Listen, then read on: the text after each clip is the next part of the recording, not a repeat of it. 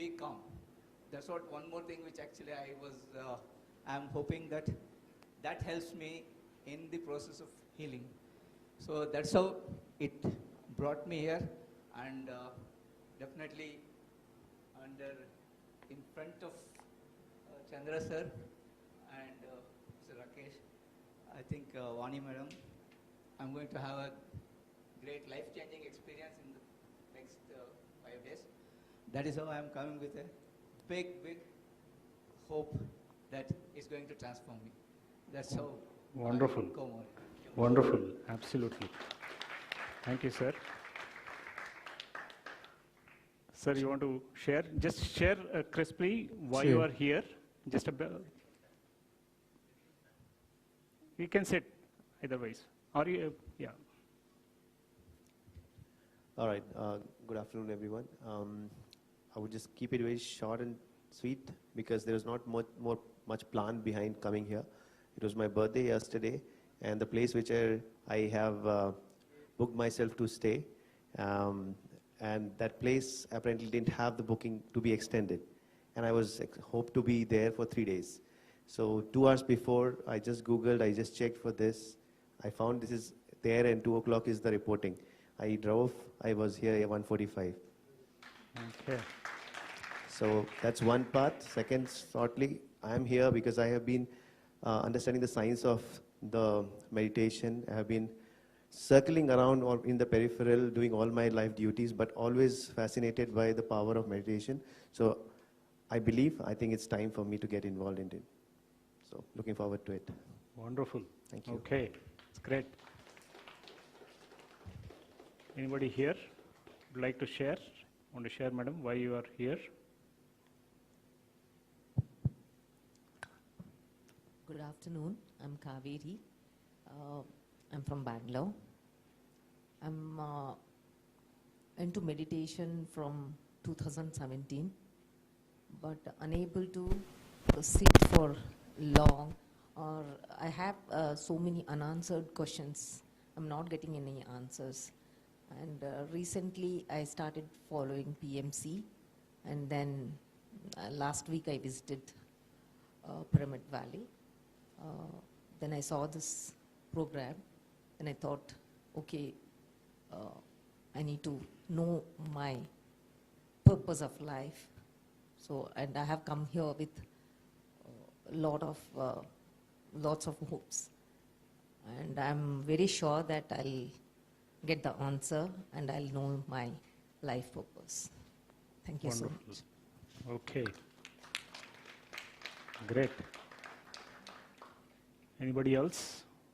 Yes.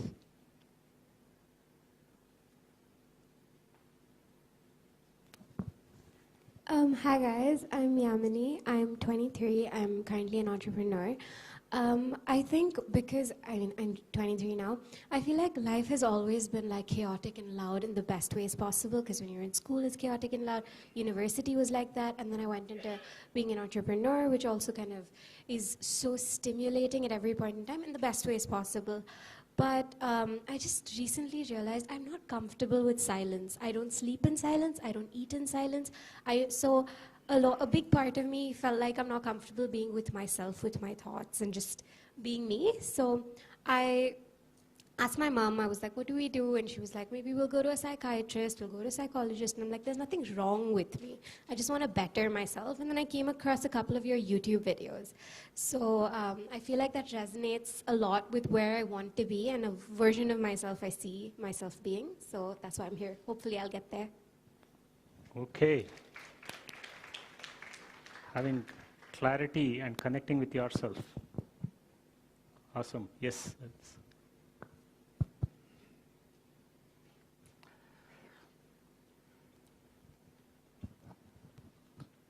Good afternoon. Myself, Dr. A.K. Singh. Actually, now I am a retired person. I was in the pharmaceutical company as a senior VP, and after retirement, I am in Bangalore since last 2 years with my children. They are working over here. After retirement, I tried very much for the consultancy. I know many people, but unfortunately, it is not, I was unable to get any consulting job.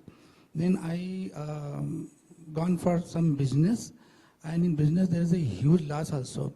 Last time I was here for 3 days, this advanced meditation retreat, and there I learned the manifestations. So I had 3 manifestations, out of only 1 manifestation worked well. 2 manifestations could not work. But then I started doing the this meditation. Initially there was certain problems there meditation, but later on, after maybe after a month, I getting some peace. What expect here in the advanced medicine retreat? Number 1, I'm really not sure what should be now goal, means after retirement. I'm still struggling what should be our aim, what should be the goal.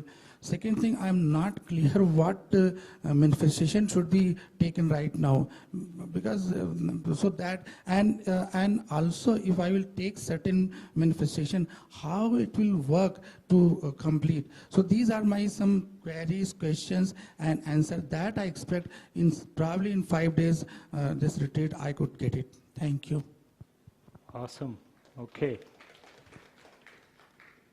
We have this body, beautiful instrument that there is a purpose for it. Just because there is an age, what you call as retirement, doesn't mean that there is no purpose for why we are here. So that's great. So we are at the right place. Let me say that, right? Right place at the right time. We all come here because we have intended to be doing something and looking for some answers. And this retreat is meant for getting that answers, right? So, can we get the slides?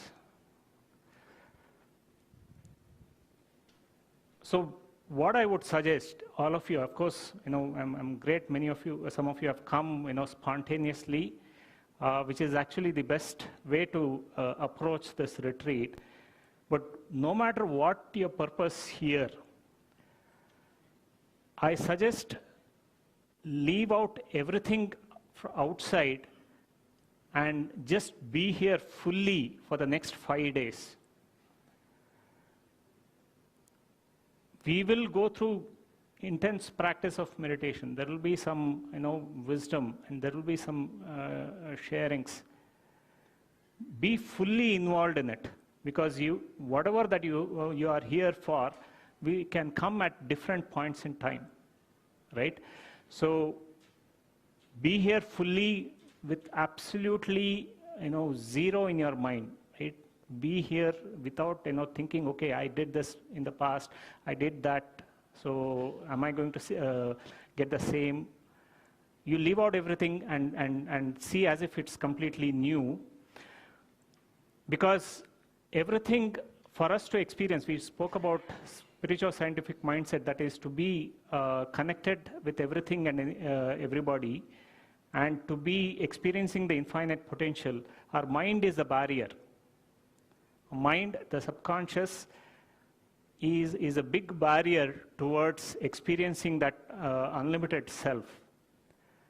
So let's understand today, we'll in these next couple of sessions, about how meditation works on the mind. But before that, I would like to express my deepest gratitude to Brahmarshi Patriji, founder of Spiritual Societies movement.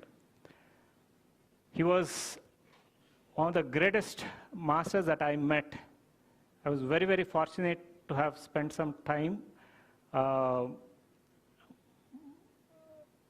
He was a marketing officer with Coromandel Fertilizers. When he found this practice of breath mindfulness meditation so simple, and realized that this can bring transformation to millions of people, no matter what. a lot of times when I was growing up, I thought meditation means it's for intellectuals, somebody who's already, know something or certain background. But here was a master, the grand master, who felt that this practice of meditation bring transformation to everyone, whether they are coming from the rural background, urban, it doesn't matter. Without any exception, this meditation can bring transformation. And he went on doing it for 40 years, traveling from village to village to village. And he had a grand vision to say, everyone on this planet has to meditate. Not seen anyone else talk about that vision, that everyone is, and can be a meditator. And this simple practice can be given to everyone, right? And of course, in his vision, this whole Pyramid Valley International was formed. How many of you are new to Pyramid Valley? First time? Okay. It's great. So this was, this project started in 2003 under his, with his vision that pyramids can be a great space for deepening your practice. Of course, there are many other benefits. We'll see if we can talk about it sometime. But this Pyramid Valley was found, this project was started in 2003, and the big mega pyramid was constructed in 2008. And since then, millions of people have come here and practiced meditation and transformed, right? So very, very grateful to him.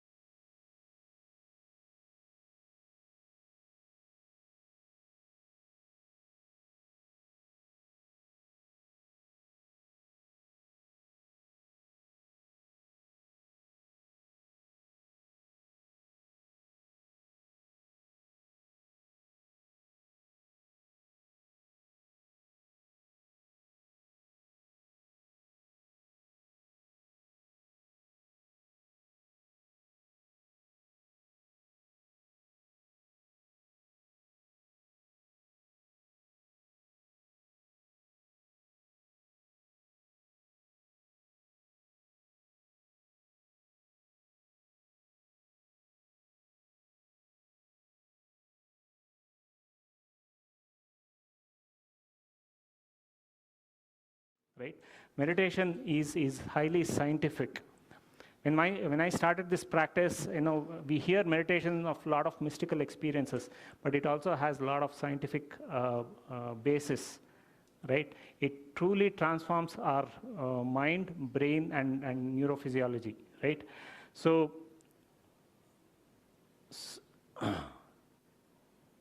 here's a experiment to understand what our mind can do, right? There was this huge tank of, in a fish tank. There was a set of barracudas was kept in the tank with the other fishes, which are the prey, on the other side, in one corner of the tank, right? Now, the normal tendency when barracuda sees fish, it will just go and attack them, right? So what was done was, the researchers, what they did is, they put a barricade, the glass barricade on one end where the other prey fishes were there, right? And what barracuda would do as soon as it sees the fish, of course, its natural instinct, it will just go and attack them, right? And the glass barrier would stop it, of course. And then it would go back and try again and again and again. At some point, it just gives up. It sees that it's not possible, and that it just gives up. Now, they take out the glass and keep the fishes open to the barracuda. Now, the barracuda fish doesn't even make an attempt to go and attack the prey, right? So, what does this say? This talks about what our mind is. We form experiences based on certain situations, and we create a belief about ourselves, about things around us. So once we form these limiting beliefs, then that becomes a truth for us. Like barracuda, it believed, of course, its instinct was to go and attack the other fishes. But then, once it experiences certain limitations, then it forms a belief that it cannot, go and attack the prey. So it stops doing it, even though that situation is no longer there, that barrier is no longer there. Still, the belief is so strong that it stops making an attempt, right? So that is how our mind works. How many of you have already, seen this? We do certain things. We hear so many things about in the news. Okay, the economy is bad and things like that. And suddenly we form a belief so much that next time you want to do certain things, then you'll say, hey, this is not possible. So that is how our mind works. That is limited. So mind is, first, the biggest characteristics of a mind is that it is a limiting belief, limiting mind. Our experiences, our perceptions, our beliefs, our understanding, our assumptions that we make, all form limitations in our mind. 90% of how we live is through those limiting beliefs, the limiting mind that we have. So that is the first characteristics of the mind, right? The second is, so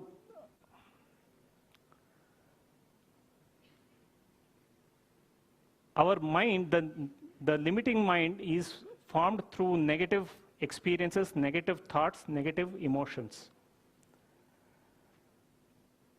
There is something called thinking-feeling loop. When we experience something, when we are thinking about, let me give an example.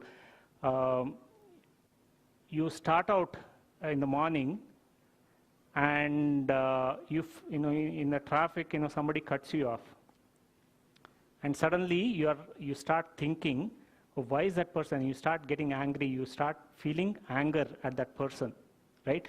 Why? Because your thinking is that person has stopped you from going to your office, and you are getting delayed.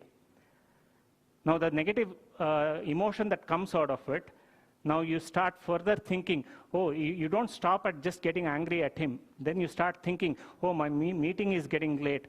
I'm supposed to present something. I'm not prepared. I have to, because of this person, I've stopped. So you're your negative thought continues to grow and grow and grow and grow. So that is how our mind works. Our thinking is, thinking feeling loop moves us into a restless mind, continues to think negatively. And studies have shown that we have about 20 to 50,000 thoughts every day, and most of them are negative. So the restless mind is creating a lot of stress in the body and stress in our mind. The mental stress that is we call is primarily coming not because of the external situations, but because of what the meaning and the thought that we have. So the first is limiting mind, and the second, we have a restless mind, constantly thinking, constantly worrying about the future or about the past. Our thoughts are primarily about what happened in the past or how things are going to be. So mind is limited, but it's also restless, right? And the third characteristic is it is disconnected. She said, I feel I cannot think about myself. I can't connect to myself. I've been so engrossed in what's happening outside that I feel I'm not able to think about myself. That is a classic case of disconnected mind. We are so engrossed in the external world that we don't know who we truly are. So that is a characteristic of a disconnected mind. So three things, let me repeat, right? So first is limiting mind, that we can only do certain things. The things are not possible for me. Others are stopping me from doing things. Those are all limiting mind. Restless mind, constant barrage of thoughts. Continuously thinking. A lot of it we are not even aware, and most of it are negative, which is again further causing a lot of limitations in ourselves. And the third is disconnected mind. We are not even aware of who we truly are. We are just rushing through life as if we just have to survive on an everyday basis. So how do we shift from that to a more unlimited and joyful life? And that is where we have to move from disconnect mind to one mind. We have to connect with ourselves of our true nature. What is our true nature? That we are all connected. We are all we are energy. How do we work on a restless mind? We have to calm our mind of all thoughts which are predominantly either of the past or of the future. We have to bring it to our present moment. So calming our restless mind and transforming our limiting mind to an unlimited mind. Our limiting mind is primarily in the subconscious. Our subconscious is deeply programmed with our past experiences and beliefs and assumptions that we carry. For us to shift to a newer perceptions, we have to reprogram our subconscious mind. Connect with everything around us, and then stop our restless mind so that we can access our subconscious mind to reprogram it. That is the secret to transforming ourselves. And the way we reprogram our subconscious mind is to find a new meaning and new understanding of our life. Meditation helps us to connect with ourselves and calm our mind, our restless mind. Wisdom will help us to reprogram our subconscious to move to a more unlimited mind. What is that wisdom? Wisdom is all what I spoke about, anything that tells us about our spiritual scientific understanding, that we are unlimited, we are we are energy, we are not this body, we are this energy. We have a potential to create our own reality. Our thoughts and feelings create our reality. This spiritual scientific understanding, any wisdom that comes, is helping us to shift our subconscious mind to a newer program, right? So meditation is fundamentally helping us to calm our restless mind. First step. Our restless mind, constantly thinking about the past or the future, has to be subdued. And that is where meditation fundamentally helps us. And drop our analytical mind. Our logic, what we call as a logical mind, is stopping us from experiencing the unlimited.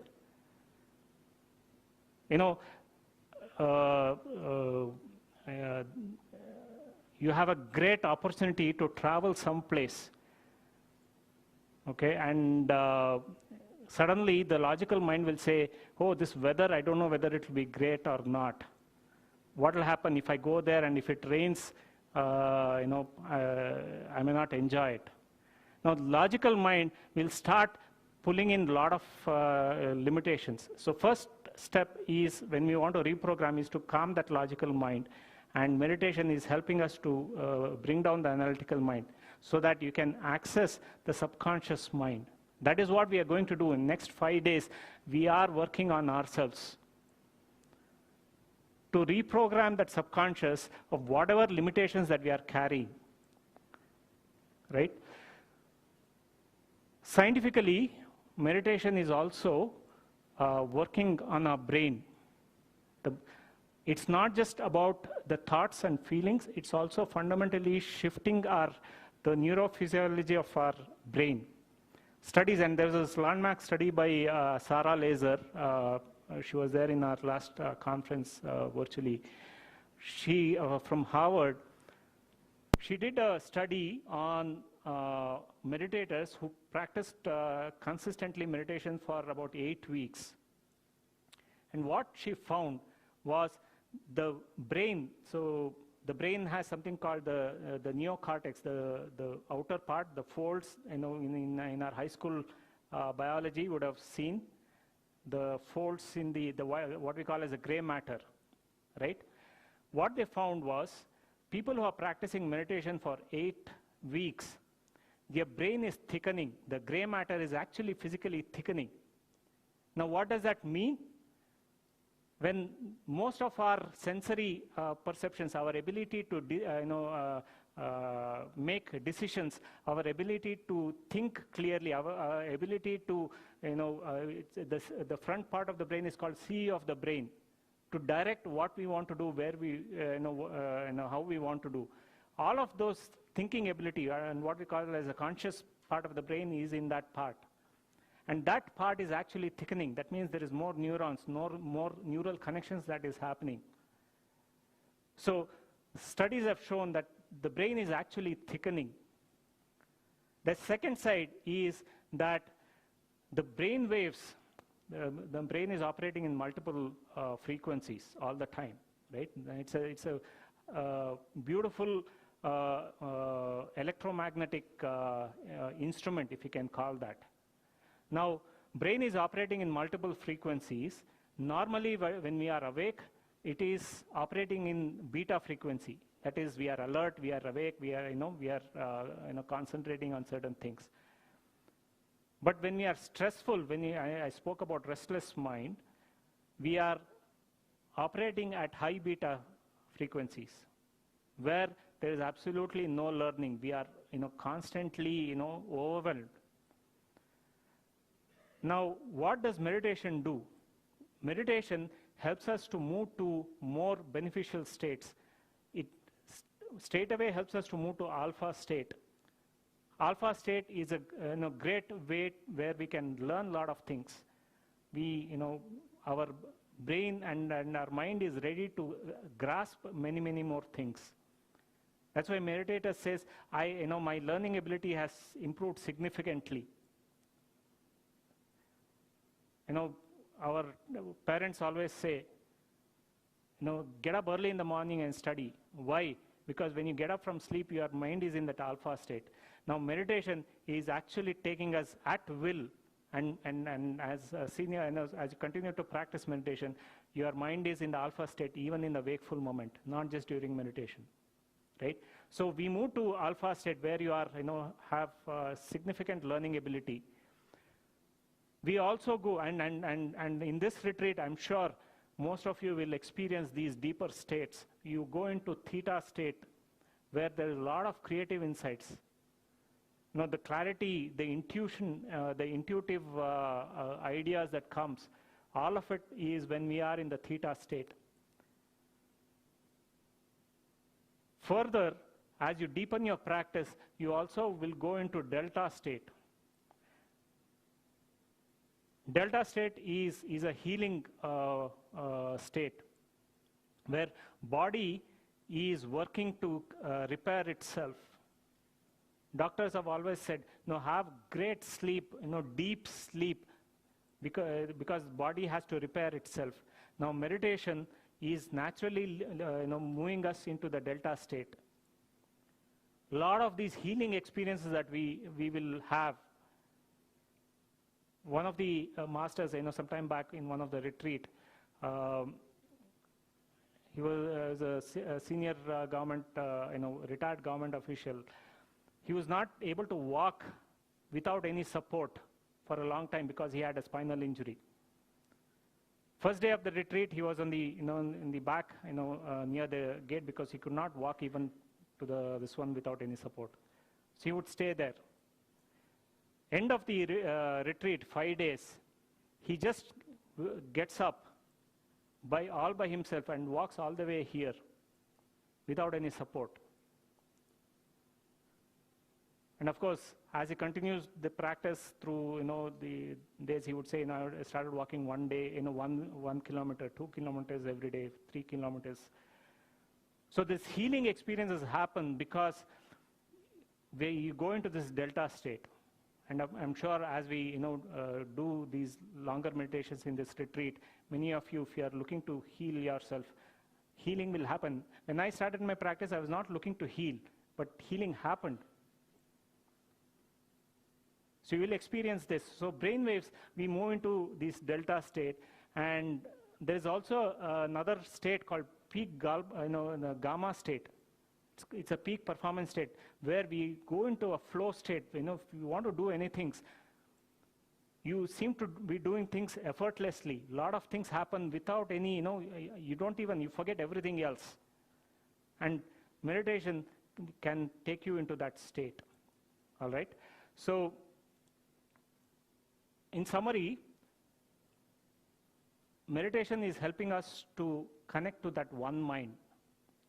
From a disconnected mind where we are, we don't know who we are, helps us to connect to that one intelligence all around us, that universal mind. We call it with different names, but meditation helps us to take us to that, right?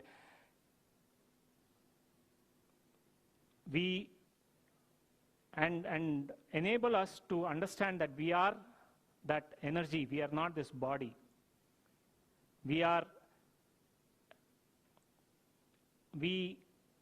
What the mystical experiences that I had, for example, right? I never thought that, that Jesus Christ, because I don't follow Christianity, it was never part of my life experiences, but suddenly it comes. Now, that comes because I connect to that infinite intelligence, the infinite field around us. So meditation is helping us to connect to that infinite field. It helps us to see that we are all connected, right?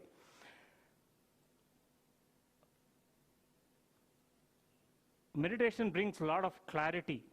When the mind is empty of all thoughts, the thoughts are, all distractions because of our environment. Now, when the mind is empty, then there is a lot of clarity on who we are. What is it that I'm supposed to be doing today? Many times we don't need the big purpose to be revealed. All we need to know is, what am I going to do today, tomorrow? What am I supposed to be doing today? If we have clarity, then our life is fully transformed. And meditation helps us to do that. When that restless mind is calmed, our mind is full of, there's a lot of clarity on what we need to be doing, right? Brings, again, the purpose is all about knowing what I need to be doing right now. I don't need to know, 10 years from now what I'm supposed to be doing. It doesn't matter. We started this company. Of course, we have a vision, but I don't need to worry about what's going to happen 10 years from now. All I need to know is today what we are doing and how we are doing it, right? And meditation brings that. So let's go into meditation. So as we are coming towards the end of the first half. So how many of you have practiced breath mindfulness meditation? So how many of you have not practiced breath mindfulness meditation before? Okay, great. So the technique that we are practicing throughout this retreat is breath mindfulness meditation. The goal of this meditation is to empty the mind. I said our mind is limited, our mind is restless. So meditation is the first stage is to calm that restless mind. And the way to do it is by observing our simple natural breath. We all are breathing. We are, whether we are aware of it or not, throughout our life, we are always breathing, right? Now, in this process, we are bringing our awareness to that simple natural breath. We are not trying to control the breath. We are not trying to do a certain type of breath. Whatever that is natural to you, some of us are breathing deeper, some of us breathe slowly.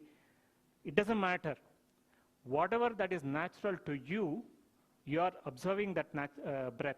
And as you are observing the breath, your mind is becoming empty. We are again not trying to control the thoughts here. We are trying to observe the breath and allow the mind to become empty naturally. And at this point, magic happens. As you are observing the breath, mind becomes empty, and there you are connecting to that the infinite quantum energy field. You can call it different names, but we are connecting to that field of infinite possibilities. And at that point in time, we become simply observers.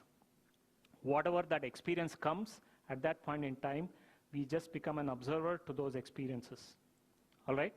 So this is a practice, the posture. Those who are sitting on the chair, you sit comfortably, cross your legs at the ankle, cross your hands, fingers into fingers, and you can take back support. You don't need to have your spine erect. It's not necessary. So, and if you're wearing specs, remove them. It's not required for this practice. All right? So, close your eyes. Gently observe your natural breath. You take any point in your nose, preferably between the eyes here at the root of the nose. As you close your eyes, take that point as a reference and observe your simple natural breath going in and coming out. Now, thoughts may come, which is perfectly fine. It's very, very, very, very normal to have thoughts. All we are doing, when we recognize we are thinking, we bring back our attention to the breath. All right, friends? So relax.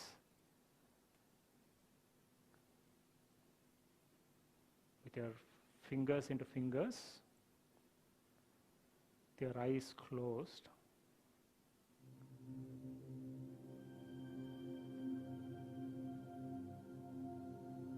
Dear friends,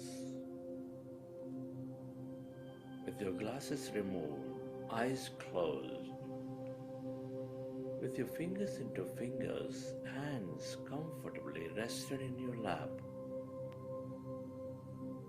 resting your attention at the root of your nose in the middle of the eyebrows. Observe your normal, natural in-breath and the out-breath.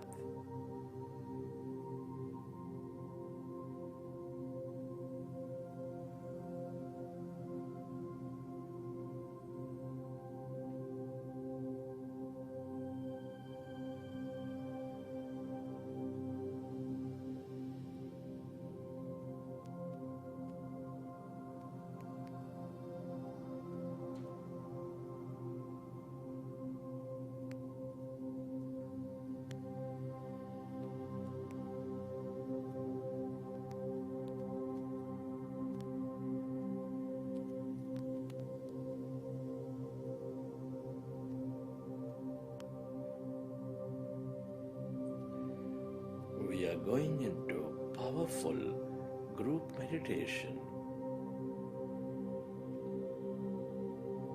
Allow yourself to merge into your breath and allow yourself to experience that calmness.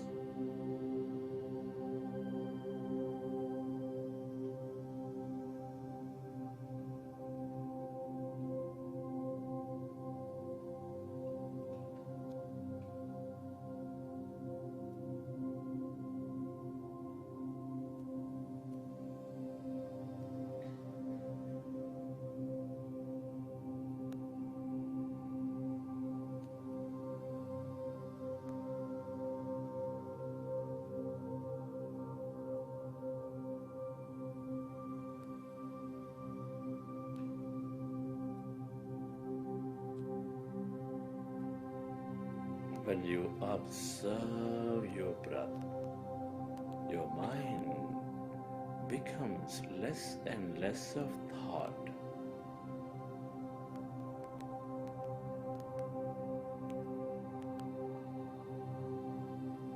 As your mind is becoming empty, you experience that greater emptiness inside of you, all around you.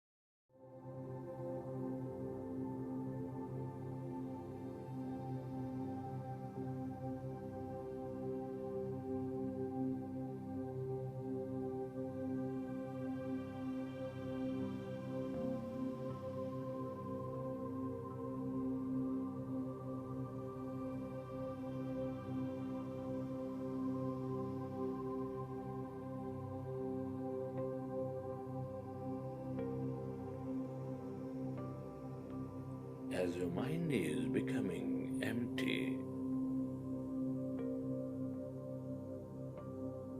allow yourself to go into that calmness, emptiness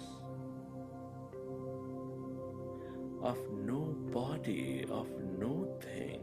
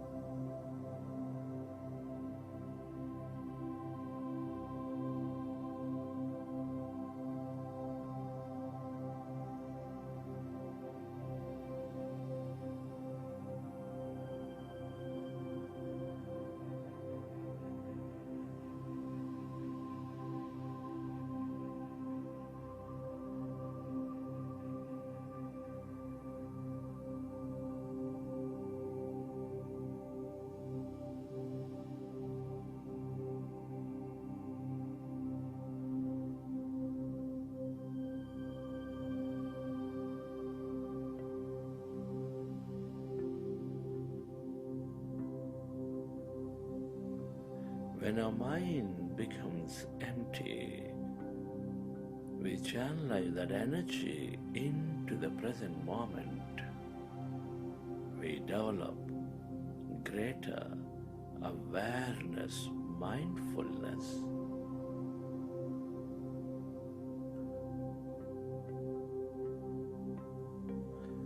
Our body goes into coherence and functions at its natural best.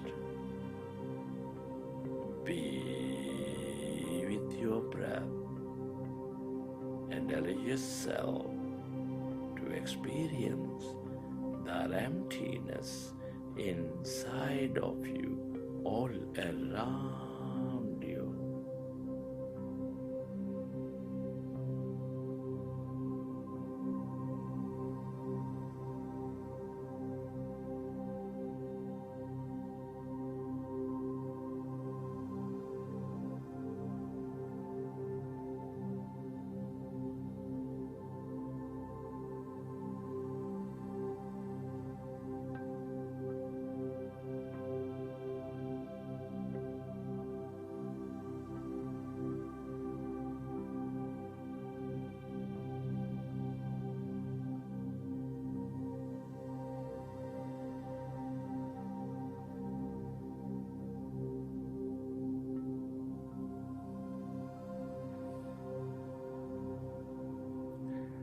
It is natural to have thought.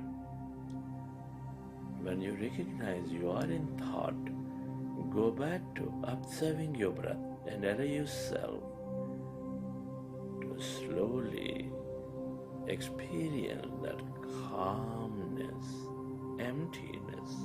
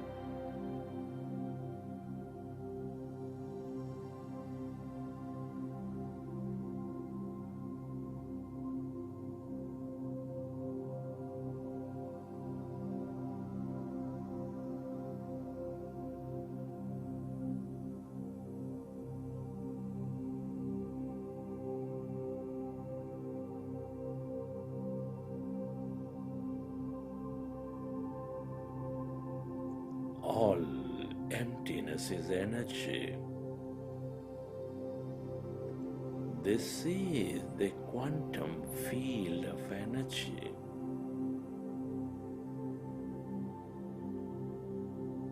The field full of limitless possibilities.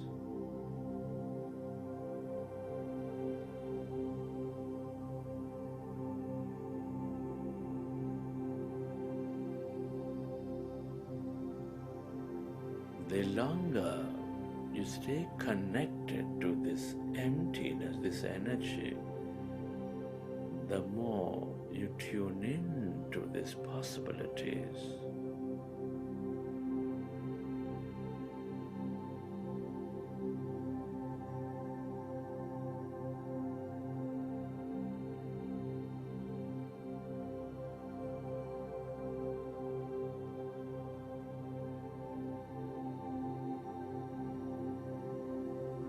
And the more experiences you draw into your life,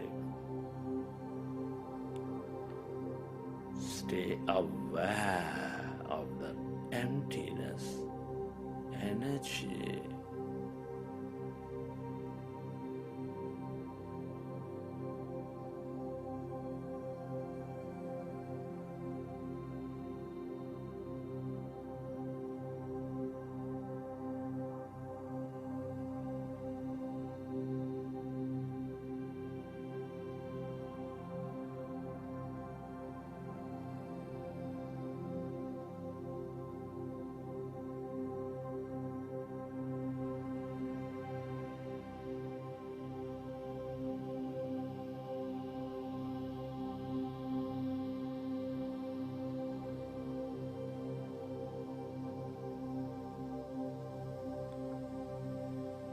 a less matter, more emptiness and energy.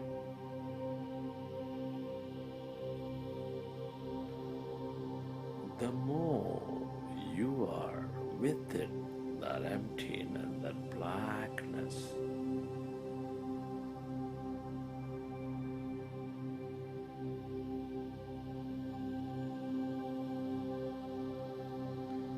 the more energy you draw into your life.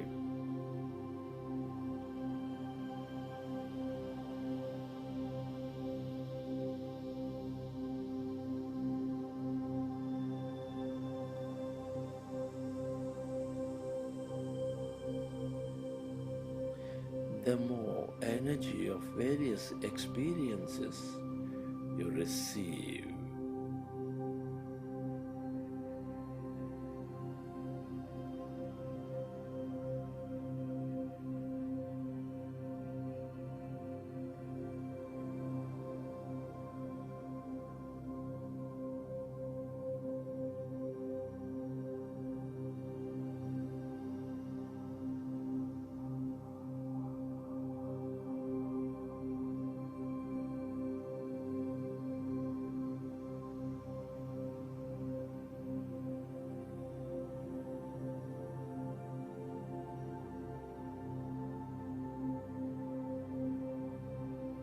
Allow yourself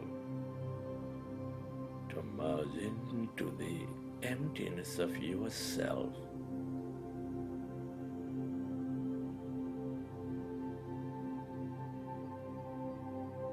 This is your greater mind.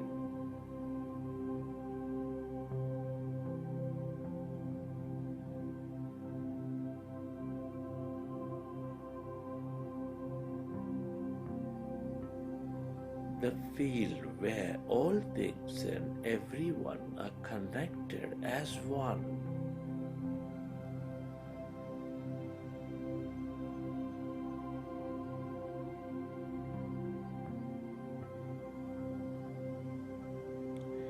We are specks of energy intricately connected with each other in this field.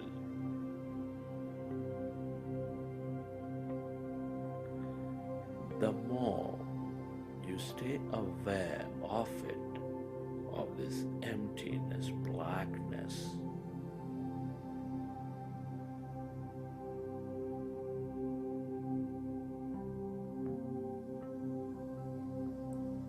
the more connected you become, the more insightful you become.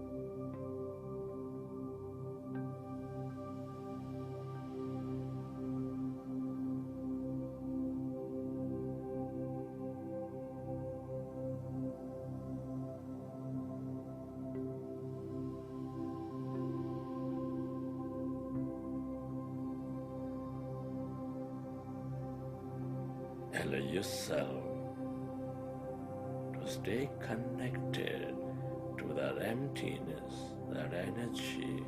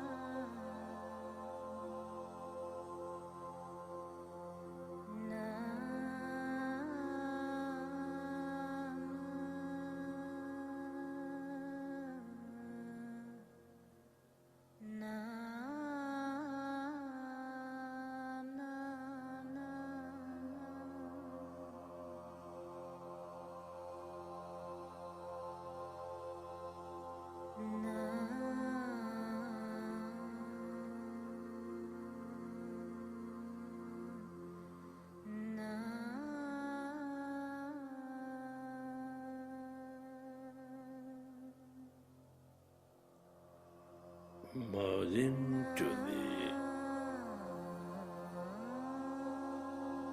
emptiness, then dissolve into that nothingness.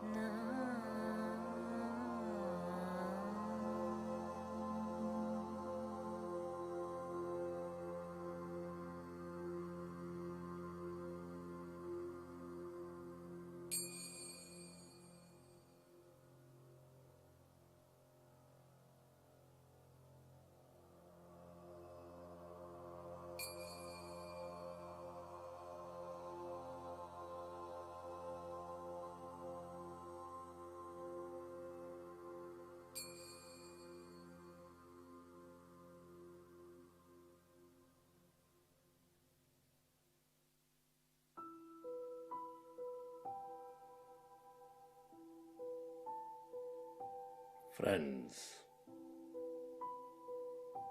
at this time, let's express gratitude.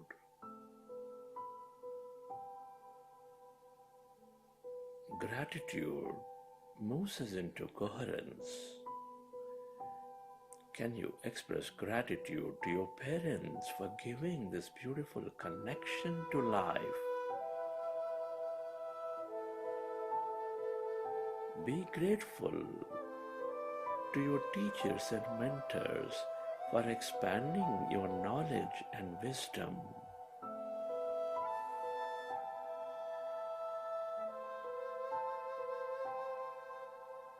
Your gratitude to all the people in your life, your family, friends, colleagues, relatives, everyone, for helping you learn many things.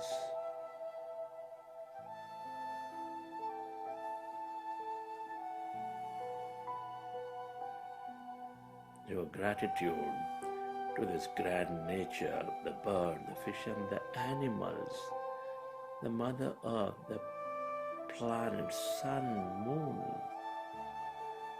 for filling our lives with energy, beauty, mystery and more.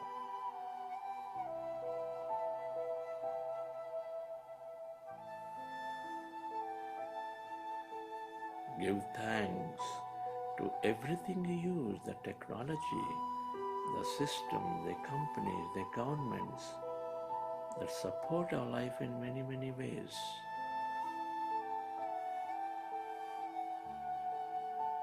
Gratitude to yourself for caring for you, for caring for others. Gratitude to this intelligent universe for helping us experience this life. Gratitude is the highest state of receivership.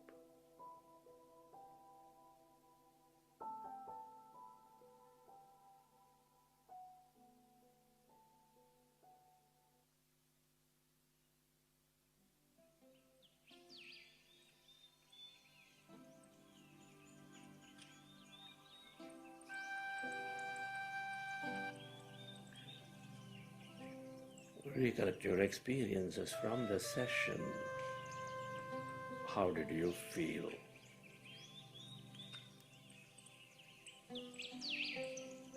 What did you see? And whenever you're ready, you can keep your hands on your eyes for 5 seconds and then open your eyes.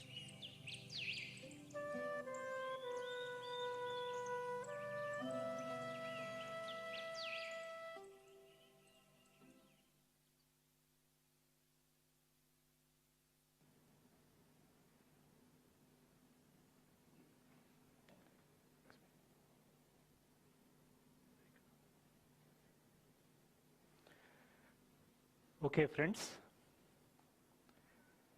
pat yourself on your back. Took a step towards your infinite self.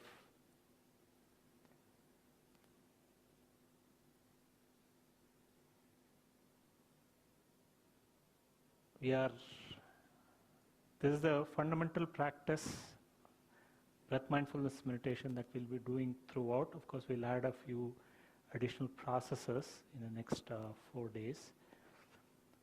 But this is it. This is the practice. All right? So, what we'll do, we'll take about 30 minutes break now. About 5:30 we'll come back. So we'll have a short tea break. And we'll come back again. We'll continue this session. We'll be there till around 7:30 before we break for dinner. And we'll understand a little more science of the creation, before we break for the dinner. So let's have a tea and come back by 5:30. All right? Thank you.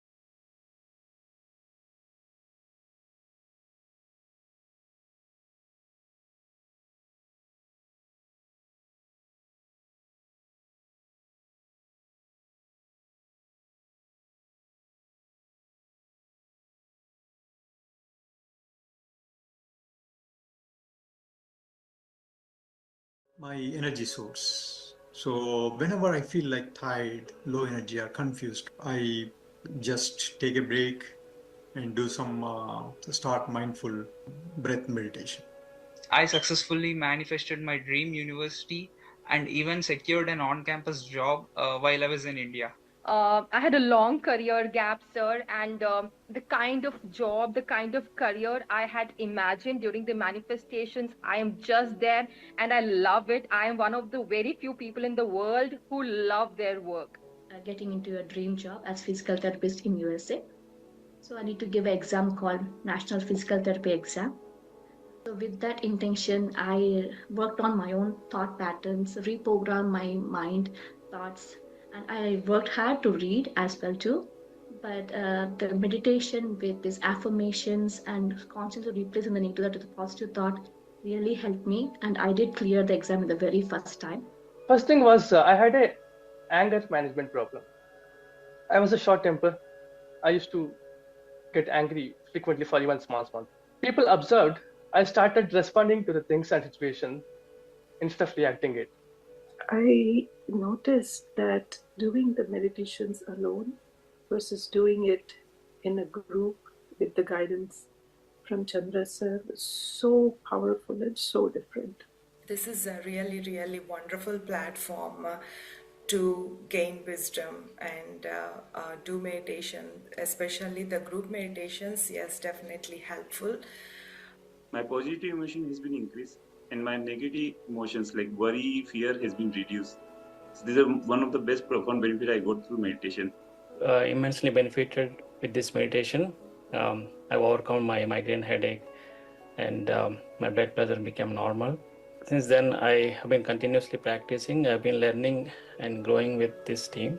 I came to know that you can be CEO of your own life if you do meditation. I had some manifestation and it came true. I given a minimum 25 interviews. I haven't selected anywhere. But when I started doing meditation recently, before like 1.5 months, I got my job. And I overcame my health challenges, relationship challenges, and a lot of the internal emotions, imbalance, and a lot of things that I was going through at the time. Every meditation experience is healing somewhere, something deep inside me. Now the things are just slowly, in a very organized, structured way, things are happening one after the other. And whichever the task I'm taking into, it is happening like I have to do my best into it. I was able to do everything that I intended to do for a long time. No regrets in my life that I didn't do at this time. I thought about it. I just, was at a very low and doing daily practice, connecting with masters, learning all this wisdom, and most importantly, reading, getting to read books. It changed my life. Fear went away and I found awareness. I could feel everything. Like I am so aware of my life, like every thought, everything. I've always been extremely critical of myself and very harsh with myself.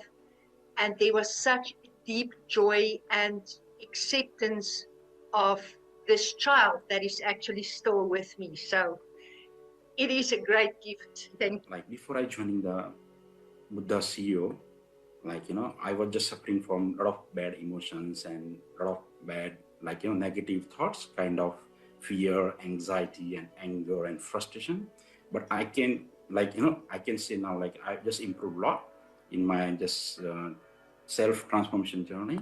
Really, Buddha, Shio, Quantum Foundation, whatever it is doing, really, sir, I'm very thankful. It will change the whole humanity. Such a great job I have not seen in my last 60 years.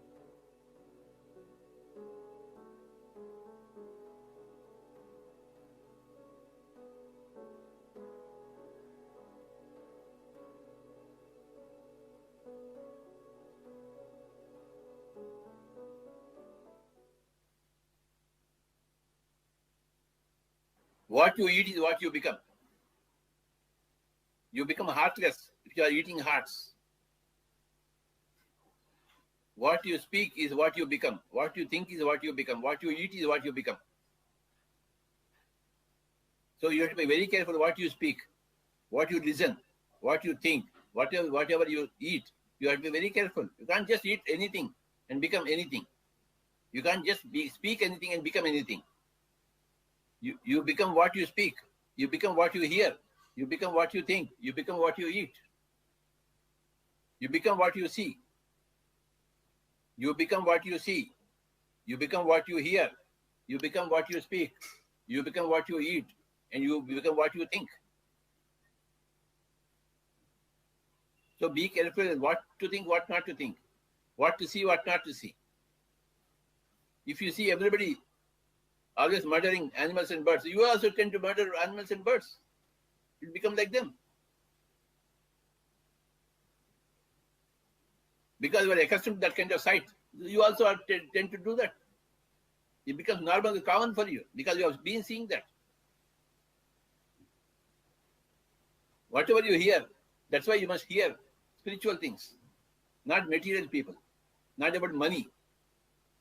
You have to listen to about souls and spirituality. Whatever you hear, that's what you are going to become. Whatever you see, that's what you are going to become. Whatever you speak, that's what you are going to be very careful what you speak. Because you are the person who hear the most what you speak. You are listening to your own speech. So you have to be very careful in what you speak and what you hear from yourself. And what you eat is very, very important. What you think is what you are. What you see is what you are. What you listen to is what you are. What you speak is what you are. What you are eating is what you are. Everything builds you up, brick by brick, bit by bit. You are built because of your own thoughts. You are built by your own speeches. You are built by your own listenings, your own actions and reactions. That's what makes up your personality. How do you create your personality? Every action and every reaction goes into the structure of your personality. You create your own reality all the time. Better be very careful what the product ultimately is. You are your own product. You are your own director. You are your own producer. You are your own audience. You are your own actor. You are witnessing the results of your own personality. You are seeing the effects of your own personality and your own personality. You are seeing the effects of your own doings and your own doings.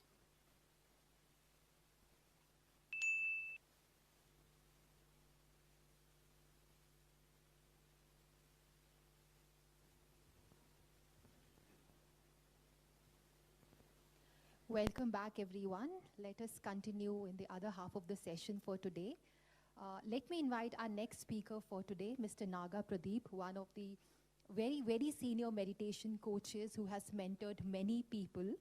Mr. Naga Pradeep brings over 13 years of experience in software industry and has been practicing meditation since 2012.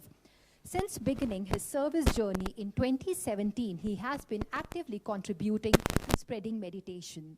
Today, he serves as a trustee of Buddha CEO Quantum Foundation, where he teaches meditation and leverages technology to help expand the foundation's vision.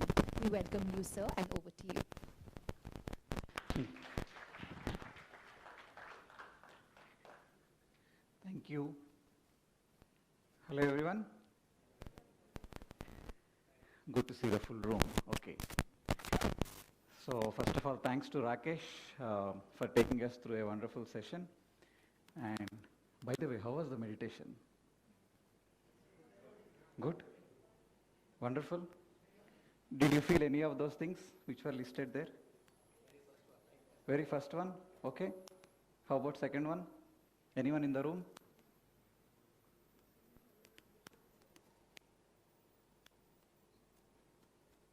Did you feel any of your body parts moving when you are during the meditation? or did you feel pains at some parts of your body, especially at joints? Did you feel that you are like floating or you are as light as a feather? And did any of you see beautiful colors, visions, movies? Just raise your hand if you feel at least one among those, except the last one.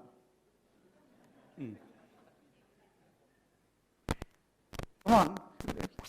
Okay, so let's clap to these guys. Okay. And who fall under that last category? Did anyone? Oh yes, okay. What should we do to them? Let's clap to them as well. Wonderful. So, yes, so these are all the various meditation experiences that one can go through. You might have gone through some today, tomorrow it might be totally different, and you might not have gone through any of these also, just like me. So, yes, okay, so before getting into the session, let me invite our steering council member, Raj sir from Coimbatore. He's an entrepreneur by himself, so also been with Buddha CEO for the long time and one of the big pillars for our global conference of meditation leaders. Can we have a mic, please? So sir will share his journey in few minutes.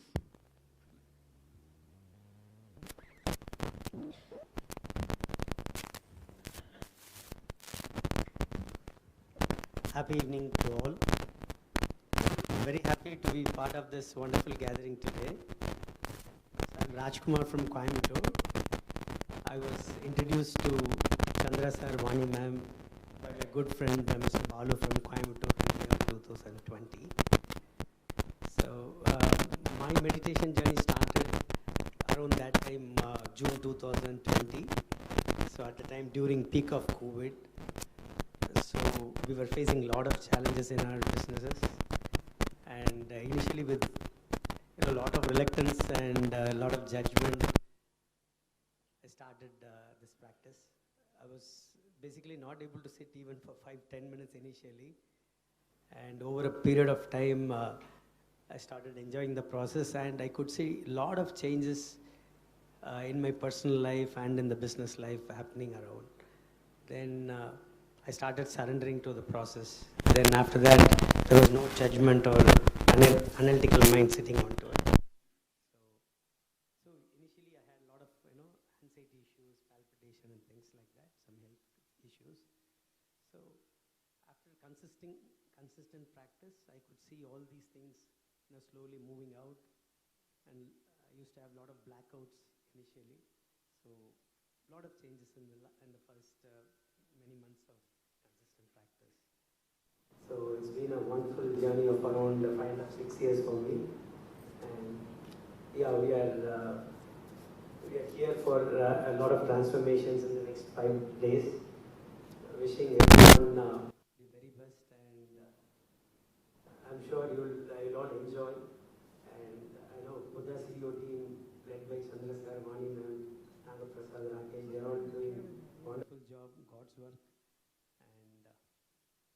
And a request is that, please try to bring this practice on your everyday life and see what kind of transformations you will see in the days to come. Thank you so much. Sir, anything you want to mention, like from your business point of view, how this meditation helped, or any small manifestation experience? There are many miracles and so many things actually. I think at that point of time when we started, we are into few businesses, cotton, textiles and renewable energy. So during COVID time we had almost 400-500 containers on the sea without letter of credits. And 2 to 3 months we could see none of the contracts were defaulted, and it was like a miracle. And we could even inside our team, we could not believe that, and it all happened. And it's not that we are not without challenges, but nowadays I have an understanding, very strong understanding that whenever we face challenges, I leave it to a higher course, our team is also helping us, and we have meditation every day in all our offices. And yeah, it's been a good journey and a lot of miracles. So we've expanded very well in our businesses. It's been great. Awesome.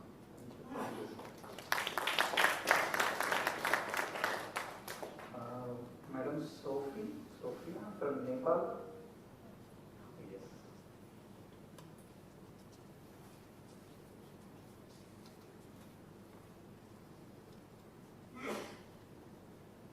You can briefly share, ma'am, your meditation experience and what made you come here all the way from there. Everyone, namaste from Nepal.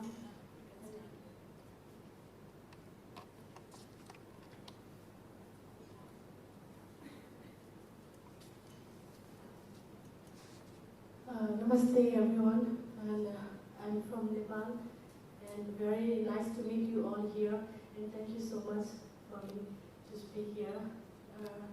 Actually, my meditation started when I was 15, 16 years in Burma. Actually, I'm from Burma, and after I married, moved to Nepal. Yes. And I found Facebook ad during COVID time, and I was like shocked. I didn't know that since I was young, I do the Anapanasati meditation, but I was a little bit strange, you know, like, oh, India also like sir is doing like this kind of meditation, something like this, you know. But after I joined the Buddha CEO, and I joined a lot of like so many programs, 40 days, I transform. And I can feel that I transform a lot, you know. That time when I was in Burma, I just sit meditation. I didn't notice that, you know, like this kind of happening right now, you know. And also about the manifestation, you know. I didn't do the manifestation actually, but all my desire, you know, whatever I think in my mind, it become automatically. That was miracles, you know.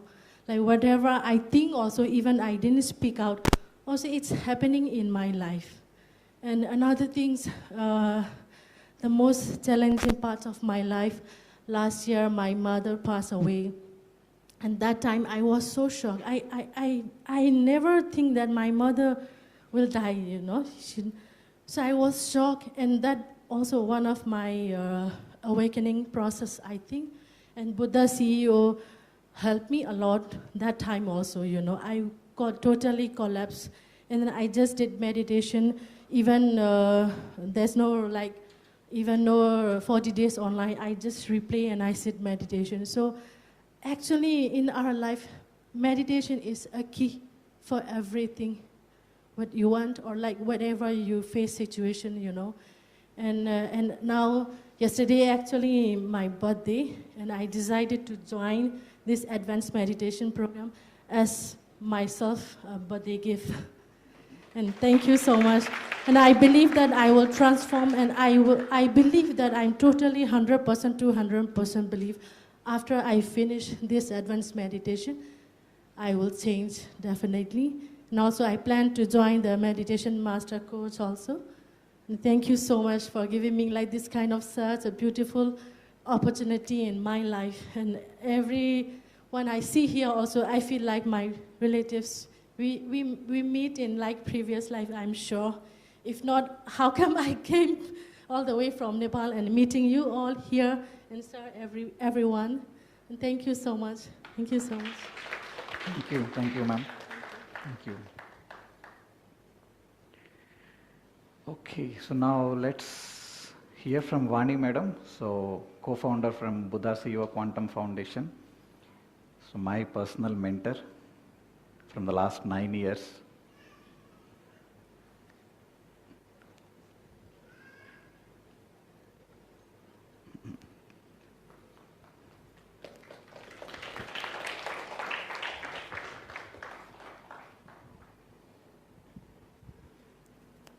Welcome all the friends here.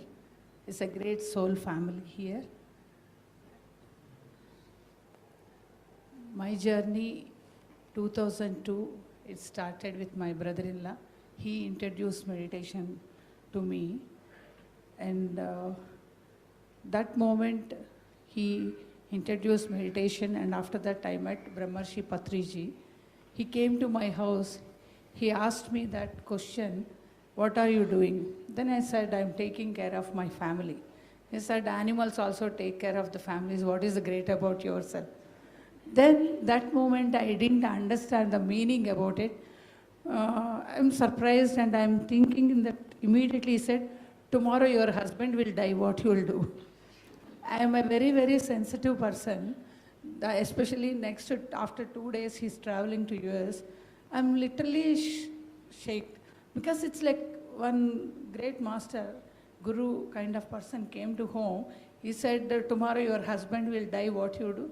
Is I am not, that moment especially, I'm a very, very fearful person. That words, it really, so much fear it created actually. But in front of the master, we can't say anything.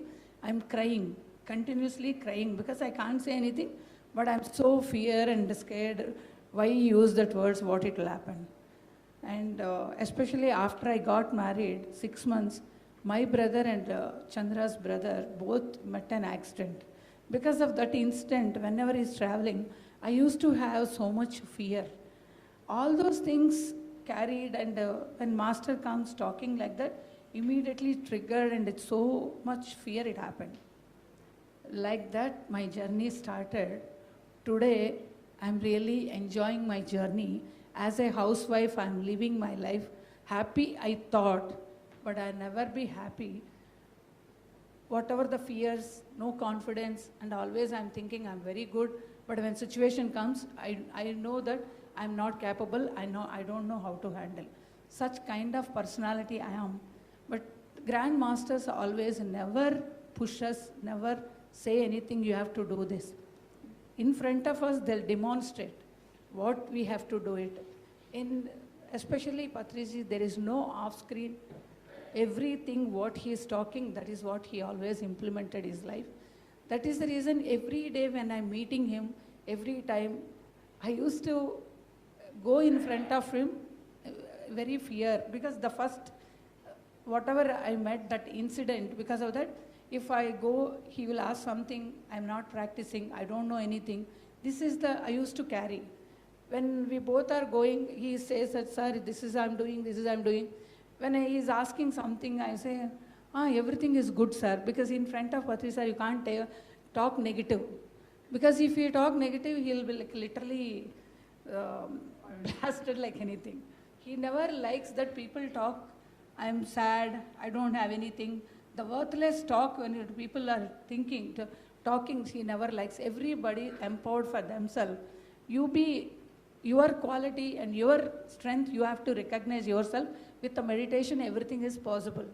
That is what he always guided us and taught us. With that, always in my life, I don't know anything, I can't do anything. Like that, my journey started.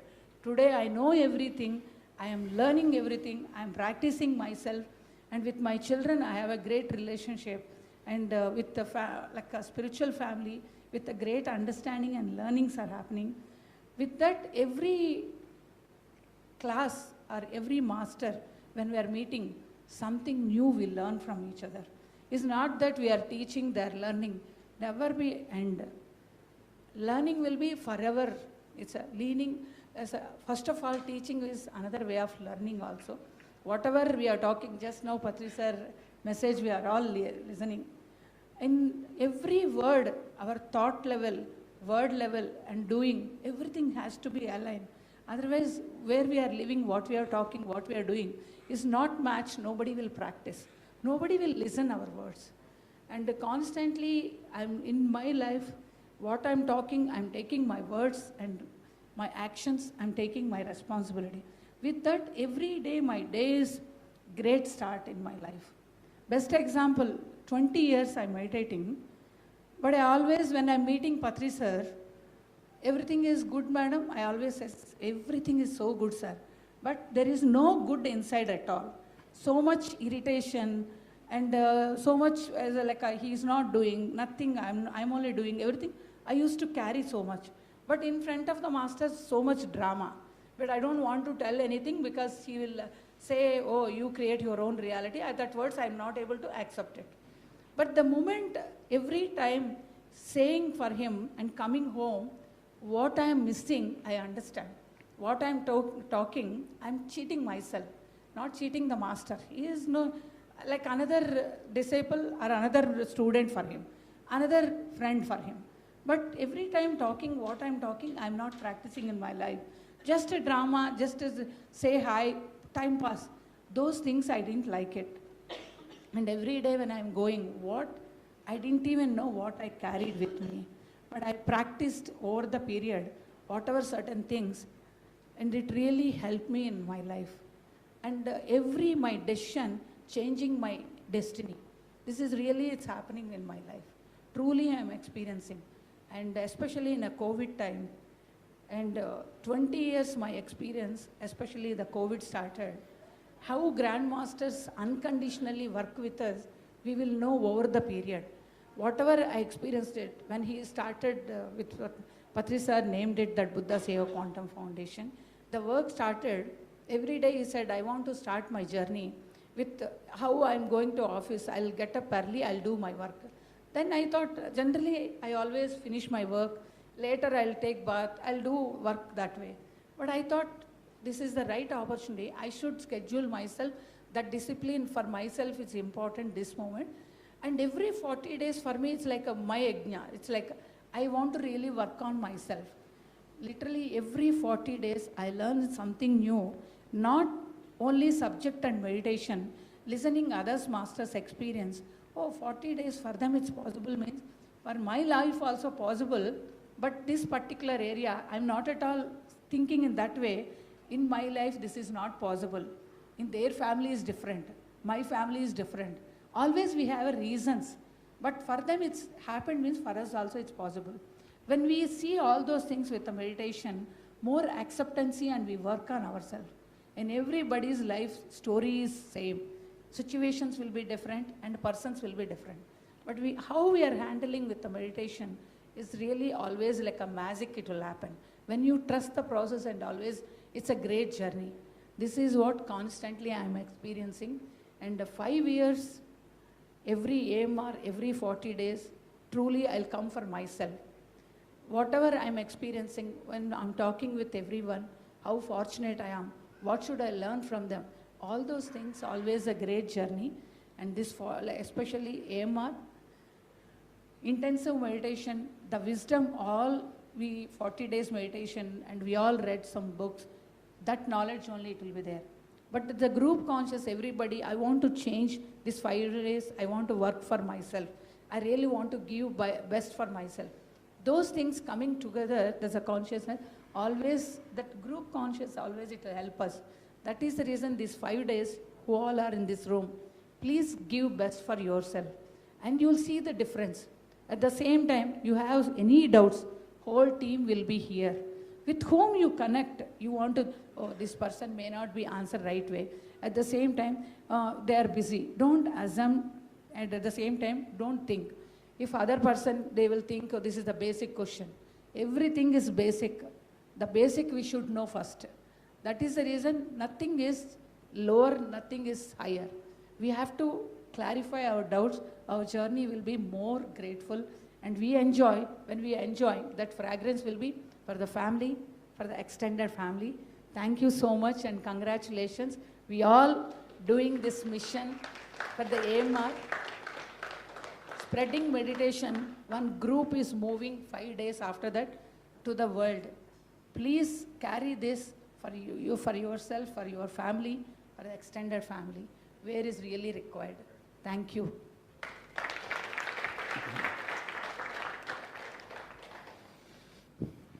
Thank you so much, ma'am. So I met sir and ma'am in 2017. So I was doing so many things. So many things means I was going, along with my job, I was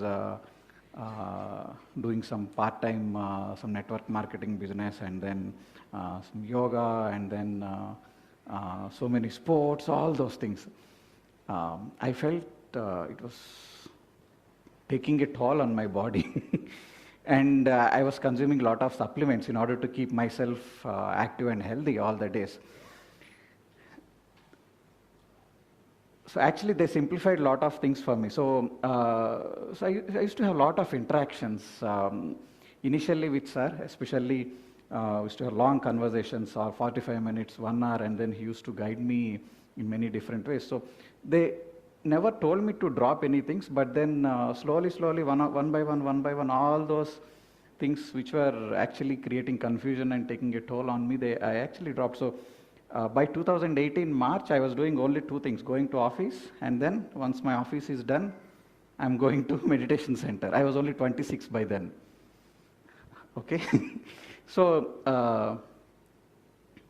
and I felt so happy, so relaxed.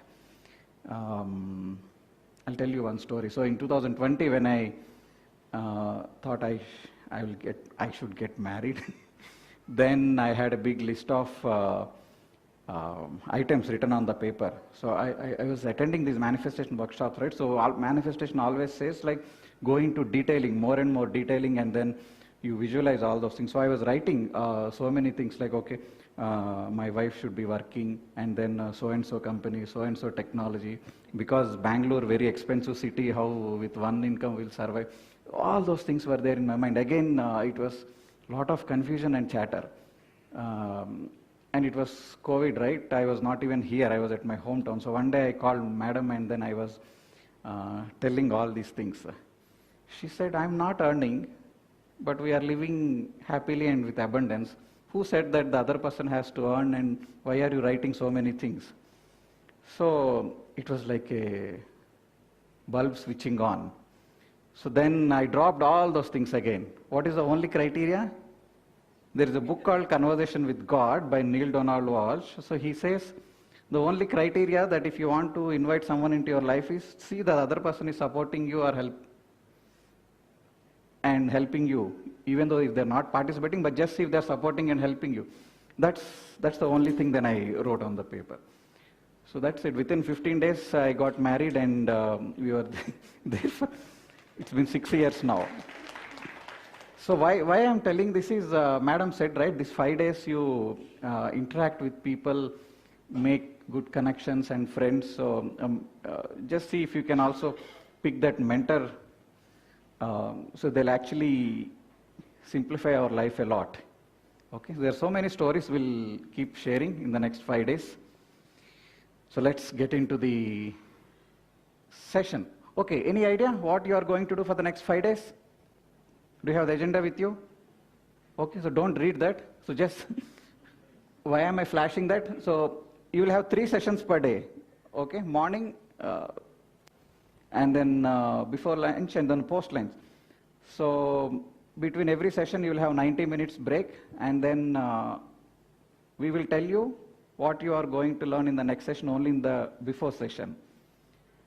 Okay, so this is what you are going to do for the next 5 days, and it's going to be a power-packed session. You'll have a fantastic time, and you will not feel that you should leave Pyramid Valley on Tuesday.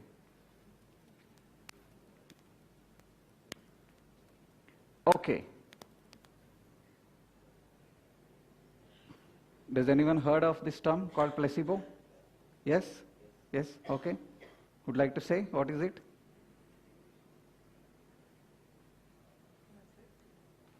Yes? Yes? You can say from them briefly. Placebo is a belief, it's a psychosomatic belief. It can be anything which can help you to solve your problem. Mostly it is related to health issues, but anything can work as a placebo in any situation. Yes. So it's mostly, as you said, like, yeah. If our mind can believe strongly, the changes will start happening. Either it could be in terms of the chemical changes that going to take place in the body, or the situations around us also will start aligning accordingly. So it's all about how strongly we make our mind believe that. So let's see some case studies now. Okay, so before going into that,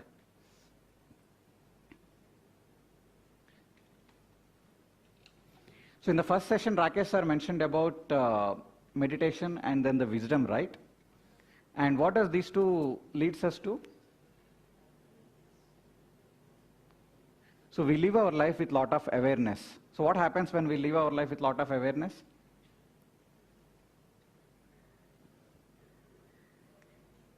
I mean, we will drop so many unwanted things, right? So gradually what happens as the number of thoughts chatter comes down, lot of life force will enter into our body. The pranic energy will enter into our body and we'll have a great fulfilling life with unlimited capacity and possibilities. And then finally what it will lead to? If you see the point number 3 on the right side, seeing, so our intuition capabilities develop a lot. So we, from inside we feel that, okay, this is what I have to be, this is the decision I need to take. And so we'll become more and more clear. We become one with the field actually. Someone was telling, right, I think Raj sir, when we were sharing, he just surrendered. He knows that there is some higher power which is actually working. So what is that? We can call it as a quantum field, and we actually can feel oneness with the field. And what happens finally? The liberation, the problems gets dissolved. We live our life with lot of freedom without any suffering. That's what we need, right? What do we need at the end of the day? A life without suffering. But who is creating all the sufferings for us? Really? Not the spouse? Not kids? Sometimes? Okay. No, we are actually creating. And as all those buildings, boundaries, demons, everything in the mind, when they start going one after another, so we live a life of freedom. So there will not be any insecurities. We will not long for, okay, I need to acquire so much in order to save something for the future, acquiring so much for the next generations. All those things will drop. So we tend to live in the present moment. So basically they will live life with a lot of freedom and joy. So that's what the path of meditation will actually take us to, path of meditation and wisdom together. Okay, so tomorrow we'll ask you to draw a vision board. Maybe you can visualize the free version of you, or the version of you with no sufferings. Okay, so now let's jump into the placebo effect. So anyone know about this case study? So there is this, during the World War II, in England, during the war, a lot of soldiers are getting injured, and they were they were brought to the healthcare center. And then the sister realized that anesthesia is finished, but then she could not see the agony of the patients. So she did not even tell to doctors. She just filled the bottle with plain saline water and gave it to doctor, telling it is anesthesia. And doctor said to the patient, okay, now I am giving you anesthesia. You'll go into unconscious state until the surgery is finished. And what actually happened? The patient actually, the soldier actually went into unconscious state. And then so many surgeries happened that whole day, and then only the next day actually the sister tell to doctor, sir, this is what I have done yesterday. And so what is the theme that we can pick from this case study? The suggestion is, if the suggestion is so powerful, the body actually reacts to that. The body actually, the brain actually released those chemicals which make the body go into the unconscious state. So if we can believe something so strongly, it actually happens. So that's what is the placebo effect here. And another case study, interesting case study.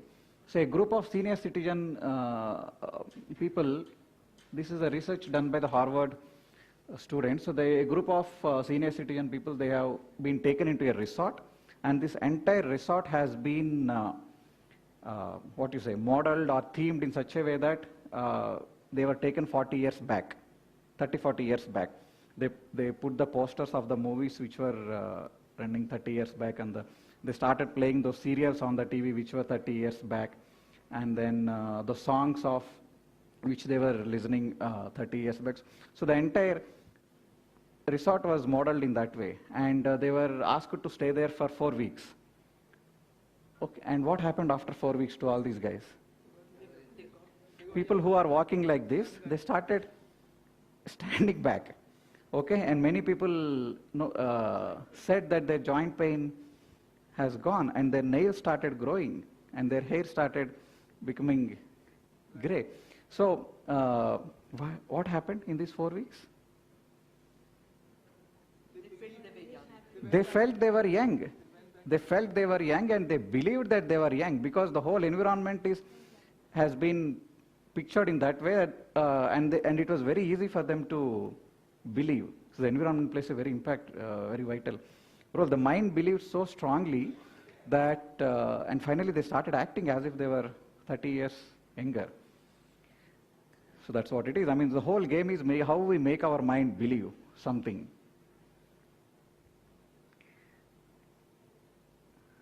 Okay, so this is an interesting case study. Not only humans, even the chicks can also influence. See, if you see the diagram on the left top, on the A, so what is that? There is this marker, random generator marker, okay? So those are the markings that has been done when there were no chicks placed on the next to the machine.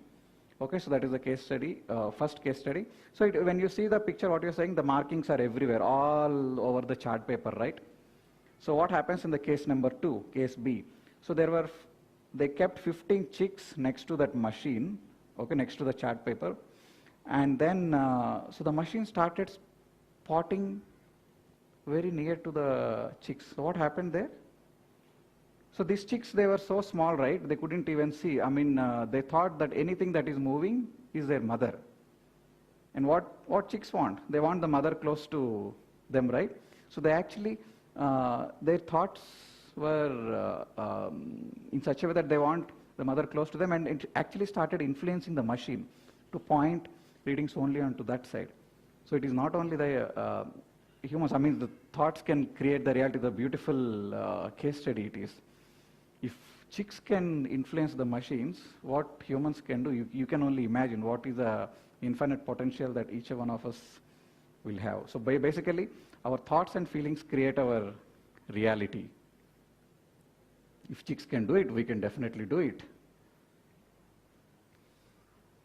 So these are all the various case studies. And what is the voodoo effect? The black magic, all these things. This is actually, there is another term for the placebo, the opposite, called the nocebo. If we can also program something into person's mind that something wrong will happen, even that will also happen. It's all about the game is how the mind has been made to believe. And yeah, that's what it is, all these black magic things and all. And what is that last one? Devotees of the people say, right, I just touch the hand of this Guruji and then all my problems have gone. And that small vibhuti from master, all my problems have gone. So what is it again? So they believe so strongly that this small piece of powder can influence me. It can turn around the entire situations that I'm going through. Again, it's the placebo effect. So why we are talking a lot about the placebo effect? Yes. So now the whole game that we are going to play for the next 5 days is with the mind, with the mind power. How we can elevate our thought power, how we can elevate our mind power, how we can, in turn, how these thoughts are related to the feelings. So thought is an electric wave, feeling is a magnetic wave. Together, when there is a perfect marriage between them, it becomes an electromagnetic wave. And our whole body is a machine that generates electromagnetic waves all together. And if I am wishing for something to happen, so that is there as a vibration, and I am there as a vibration. If my vibration matches to the vibration over there, and that's it. So the interlock happens, and we attract that event into our life. So that's what the theme that we are going to have for the next few sessions.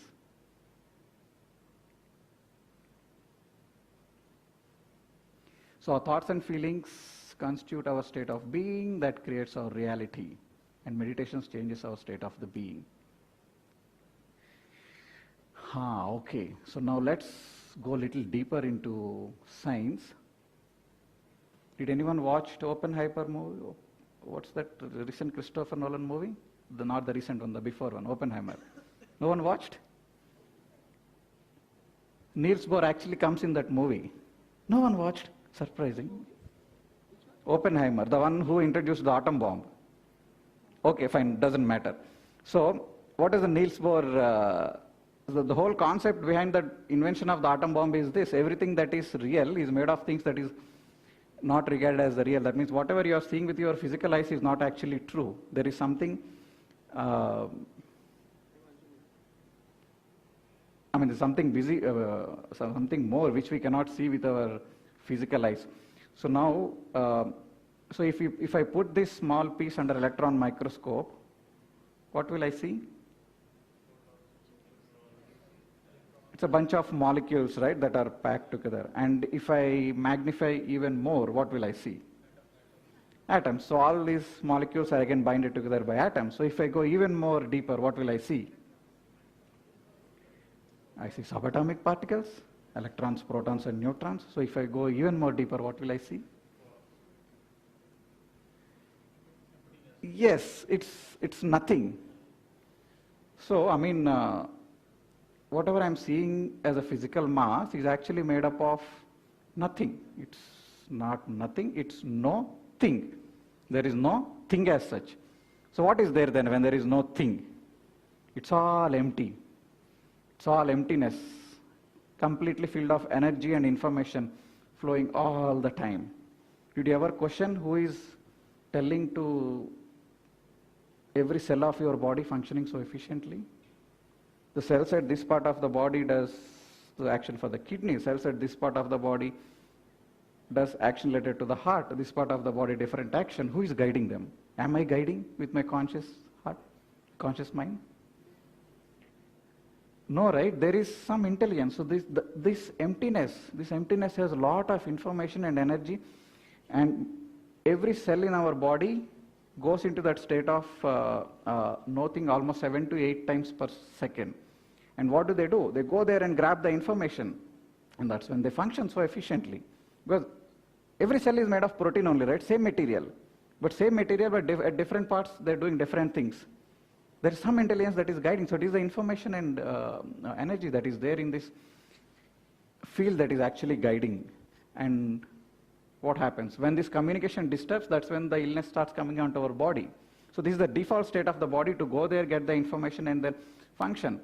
So if my body is under the mode of stress, so then what happens? This communication breaks, and the cells tend to behave in their own random way. And that's when, if that is there for an extended period, that comes as a tumor onto us.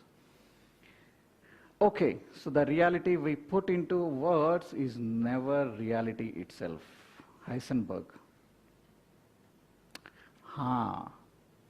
Separation is illusion. When we see others as separate, conflicts begins. Is that the reason for the conflict? Between people, between societies, between countries? So when everything is made of emptiness, where is the question of separateness? Maybe we have been programmed in a wrong way from childhood, that this guy is separate, I am separate. Okay, so now what meditation makes us do is to experience that feeling of not separateness, to experience that feeling of oneness. So even if we experience it for a split second, our body vibrates with lot of bliss and happiness, and we just want to, I'm sure that after a couple of meditations in these 5 days, you want to go and hug people around you. Okay, then you can remember that you are experiencing oneness. All right? Even today itself, we'll do a 45 minutes meditation before we close for the day.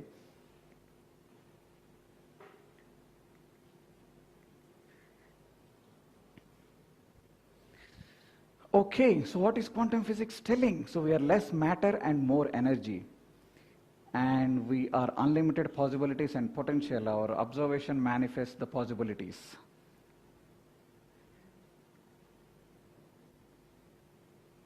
Okay, so this is what we have discussed some time back. So organs are made up of cells, cells are made up of molecules, molecules are made up of atoms, and atoms are made up of subatomic particles. And if I go deep inside atom, what is the percentage of mass to the energy? If you remember that first statement couple of slides before, we are less matter and more energy. So if someone measures the percentage of mass versus emptiness in the atom, so atom is 99 point, that 11 nines after the dot is actually empty and filled with energy and information all the time. And only 0.0001% is actually the mass. So then when I heard this statement for the first time in 2019, then a question came to my mind.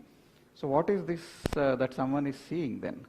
Maybe only 0.01% of Pradeep. So where is the rest of the 99% of myself? Where is it? I couldn't actually pursue with my logical mind. I'm there in all of you actually, in the form of emptiness and information. So that's what Shankaracharya was telling. If I'm seeing someone as a separate person, then it's a big illusion that I'm carrying. So that's what even quantum physics also has revealed, that we are much more than what we are believed to see with our physical eyes. And why do you think you experience so many things in meditation? Some said lightness, some said heaviness, some said vision, some said colors. So meditation actually makes us traverse us onto the rest of the 99.99%. So that's why you experience different things in meditation. People, when I'm doing sessions, people come and ask, I experienced this today, can you tell me what is this? I said, I don't know, madam. You are traveling through your 99.99%. Tomorrow it might be a different experience. So whatever, I just say only one thing, whatever happens in meditation is totally safe and it is totally wonderful. So you just carry on, just observe, just enjoy these mystical experiences. That's what it is. And all subatomic particles too are energy by default, and they are waves and energy. Okay.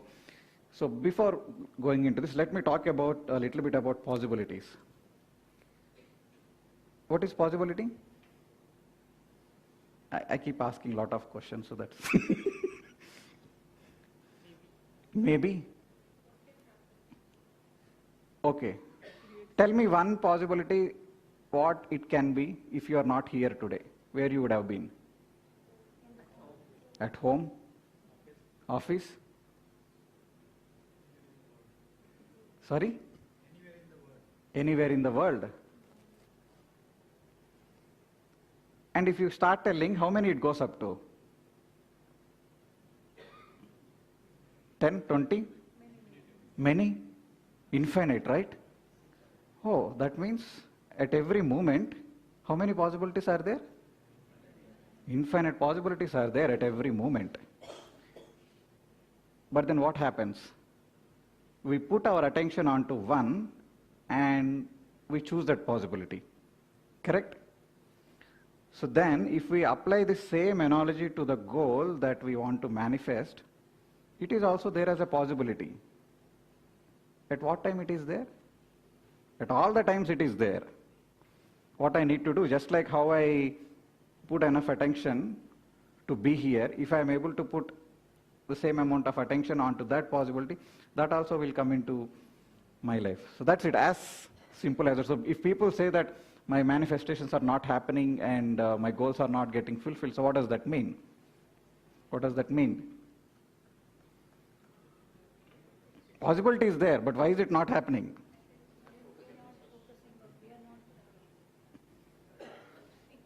Yeah. So if possibility is not there, then that is the problem of the universe. So universe says possibility is there. So then the problem is with me. Am I putting enough attention so that I can draw it into my life? Am I putting enough energy so that I convert myself into that vibration where I can attract that into my three-dimensional world? I can tell you one story which happened with me. I was reading this book, You Are the Placebo, by Dr. Joe Dispenza. Again, this is in 2019. So I was reading in my Kindle, and then I got into the bus. So the bus time is 15 minutes to go to the office. Okay. I was reading, I landed into that chapter where Dr. Joe was talking about possibilities. And then it was so interesting. I was reading, and then I forgot to get down the bus. Okay, and then after I got down also, I was only thinking of this thing. And then we were doing a small activity with a group of our friends at that meditation center. So we went to a school, nearby school, government school, and then we proposed the principal. So someone is donating these pyramids. We want to install it in your classrooms. It is very helpful for the students to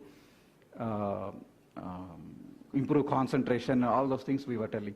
He was telling, sir, I need to get permission from that education, DO, something he was telling. And he said no. So then immediately when I was reading this book, after I got down from the bus, immediately something clicked to me. Okay, so he's saying no is a possibility. Next Saturday we are going to that school again. Maybe there is a possibility that he might say yes also. So I just had this small thought, and then before next Saturday we were going there. We did a small 15 minutes meditation and we went to the school. And we did nothing. We taught 15 minutes assembly to 15 minutes meditation to the students in assembly, and then principal came to us and said, sir, last week you were telling that you will install some thing, no? So you go ahead, sir. I will take care of the permissions, all those things.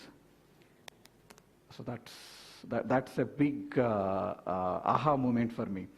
So the possibility is there. I mean, if I'm able to put enough attention and energy onto it, then definitely it happens. And if that work is something for a group, then there are high chances that it will happen. So you all can also start experimenting these things. No need to believe everything what we tell here. Just go ahead and experiment. Someone is telling one kid that today I don't want my school bus to come. There is a possibility, and the bus didn't come actually. The beautiful manifestation. Okay. So we should all do these small experiments. Okay, then life becomes more exciting. So everything is energy. Everything as energy is one, interconnected and not separate. Yes, this is what we have discussed some time back. When observed subatomic particles becomes matter. Okay, so let me play this video. We call it as a double slit experiment. It's a famous experiment which talks about how observation collapses the possibility into a reality. It might be too scientific, but then at the end of the video, the whole theme is like, when you observe so strongly, the possibility can actually get collapsed into a reality. Okay, so let's, right, go on.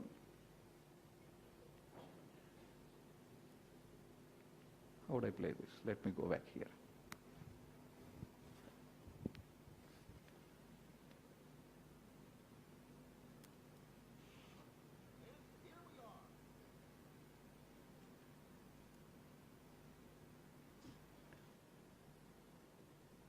Sound.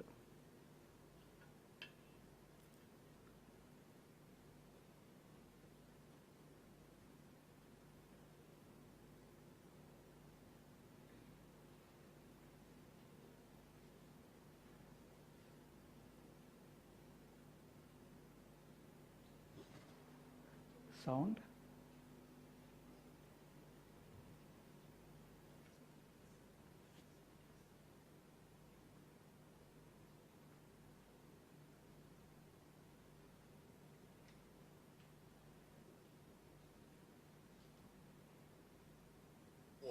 Where they went through the slit and hit. And here we are, the granddaddy of all quantum weirdness, the infamous double slit experiment.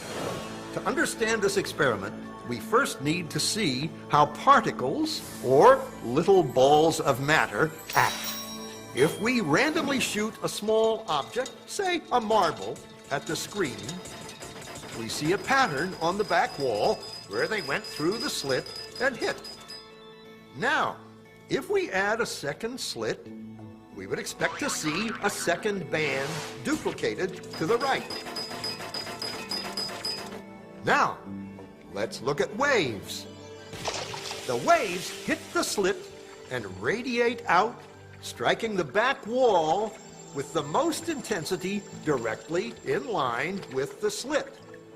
The line of brightness on the back screen shows that intensity. This is similar to the line the marbles make. But when we add the second slit, something different happens. if the top of one wave meets the bottom of another wave, they cancel each other out. So now there is an interference pattern on the back wall. Places where the two tops meet are the highest intensity, the bright lines, and where they cancel, there is nothing. So, when we throw things, that is, matter, through two slits, we get this, two bands of hits. And with waves, we get an interference pattern of many bands. Good so far. Now, let's go quantum.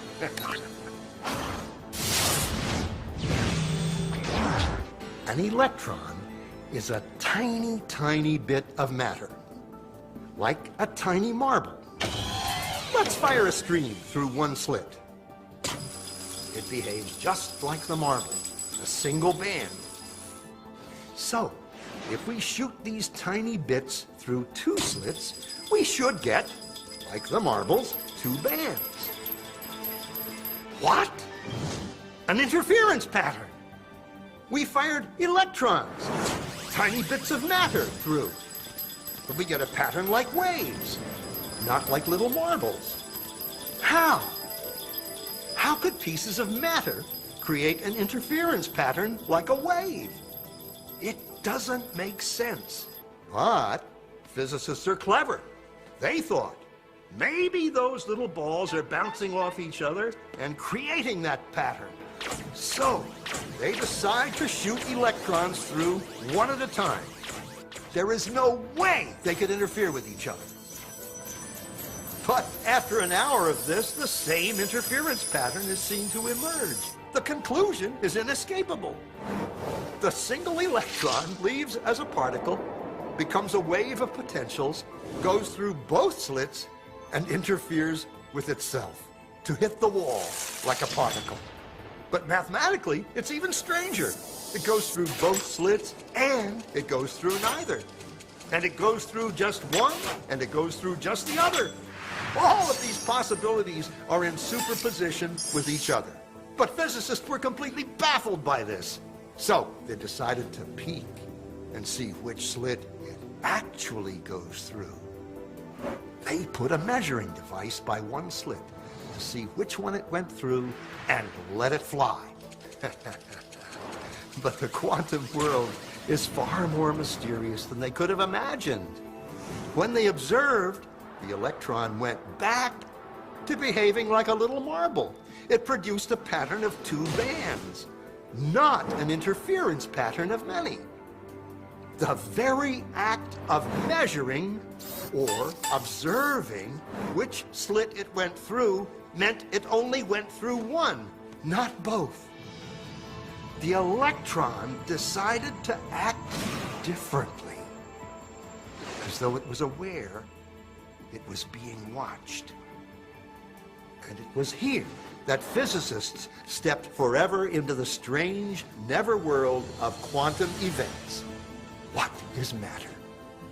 Marbles or waves? And waves of what? And what does an observer have to do with any of this? The observer collapsed the wave function simply by observing.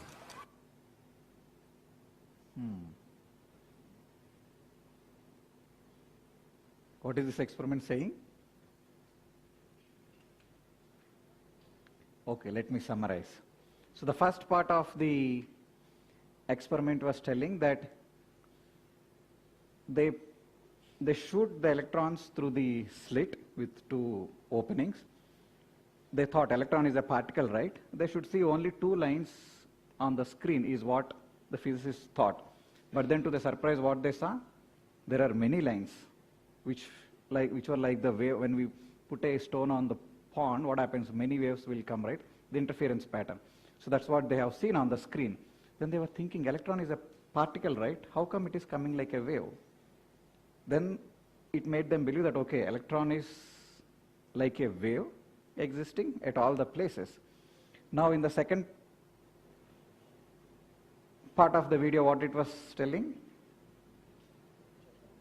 So they kept one more person next to that shooting gun. And then they asked this person, where you want this electron to go and hit. And exactly the electron went and hit only at that particular place. So that means what happens when there is an observation? So this observation actually made electron to behave like a particle, not like a wave. By default it was like a wave, but then when there is an enough amount of observation energy, that wave, which is like a possibility, collapsed into a reality. So what is it I want to say from this? So everything what we are wishing is there as a possibility, as a wave. The same thing what we discussed some time back. So just like how this small eye, when it is able to collapse that electron, so we also, if we are able to put enough amount of attention and observation, we can collapse that possibility into a reality. So that's what this double slit experiment was telling. It's there in the YouTube. You can always go back and rewatch it. Okay, so now am I doing placebo to my mind? I can actually work on my wishes and manifest them. But otherwise what the mind says all the time, oh, these are only for some smart people like Elon Musk or Mark Zuckerberg, all those things. But the whole game is with the mind. If I can continuously program my mind telling that this is possible, this is possible, this is possible, then one day it will say, okay, let me believe now it is possible. That's what it does. Okay, so yes. So we'll get into meditation now. So we'll introduce a new technique than what you have done in the previous meditation. Okay, let me skip all these things. Okay, so what is this heart and brain coherence? Okay, so let's, a small 1-minute exercise. Close your eyes. Okay, close your eyes. Visualize the one beautiful moment that had happened with you in your life. Any one beautiful moment that you are so happy, that's the best moment in your life. It could be your marriage or your childbirth or examination results day, or you are playing an intense game and then you performed exceptionally well and you pulled your team over the line. Whatever it is. Okay, and then can you regenerate that emotion? What you felt at that point, 5 years back, 10 years back, 2 years back, 1 year back, whenever it is. Can you regenerate that emotion? You have to feel same amount of happiness as you would have felt on that day. If you are able to, then you open your eyes.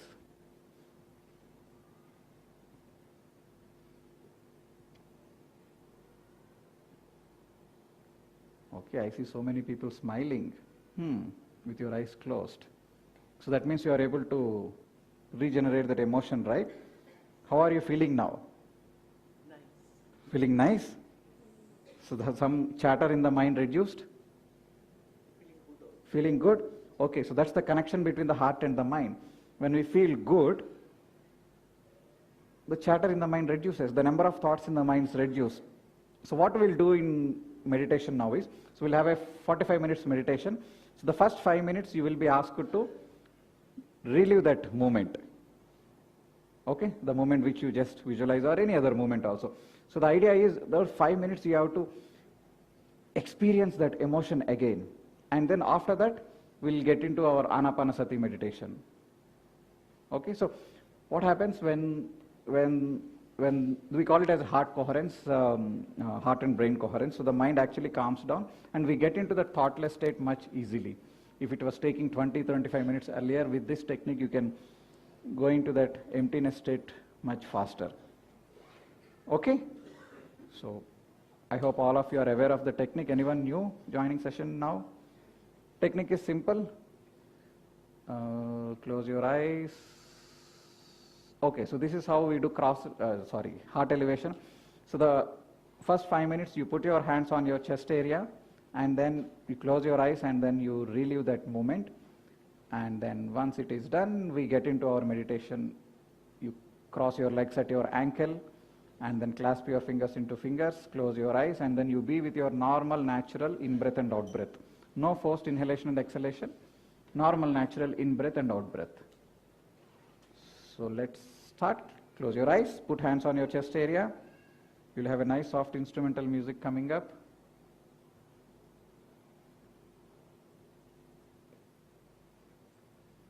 Music.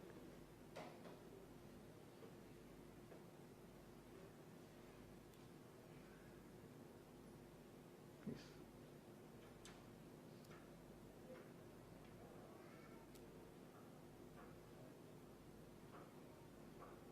Try to relive that beautiful moment.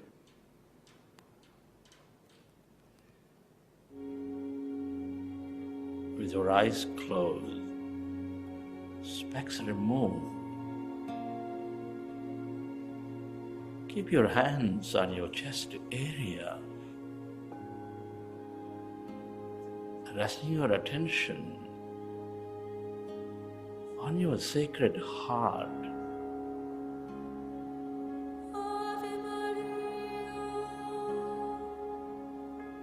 With a slow, relaxing breath, feel your heart center.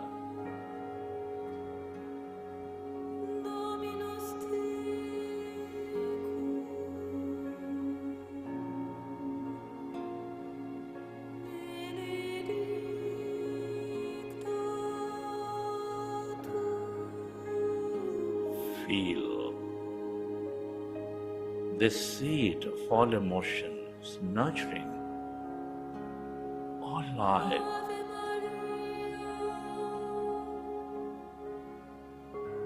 With its energies of love, compassion, gratitude.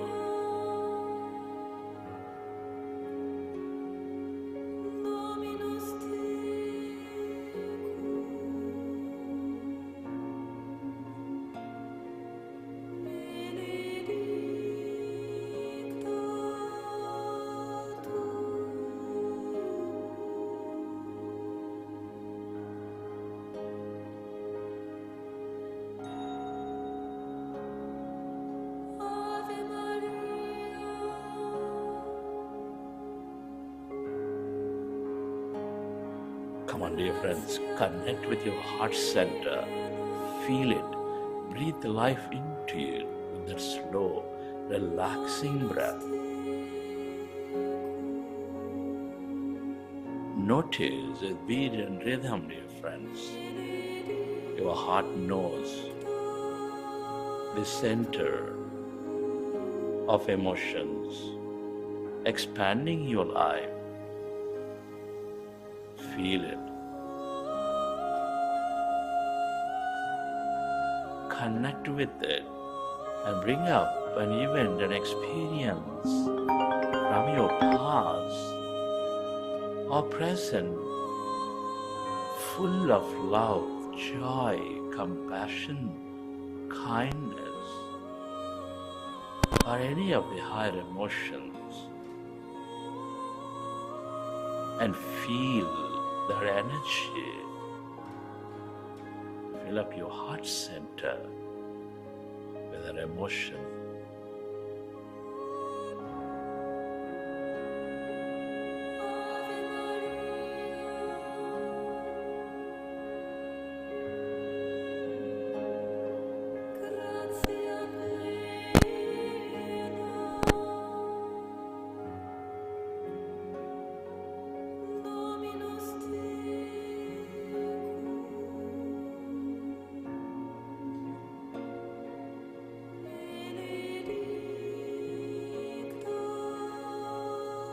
Allow yourself to direct that energy onto everything and everyone on this planet, or to those who are in need.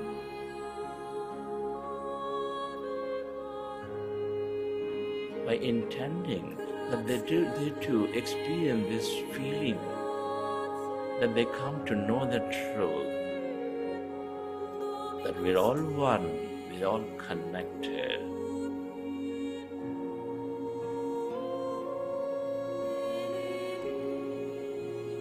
Feel, relive that moment and radiate that energy. The more you are with this energy, with your feeling, the more coherent you become.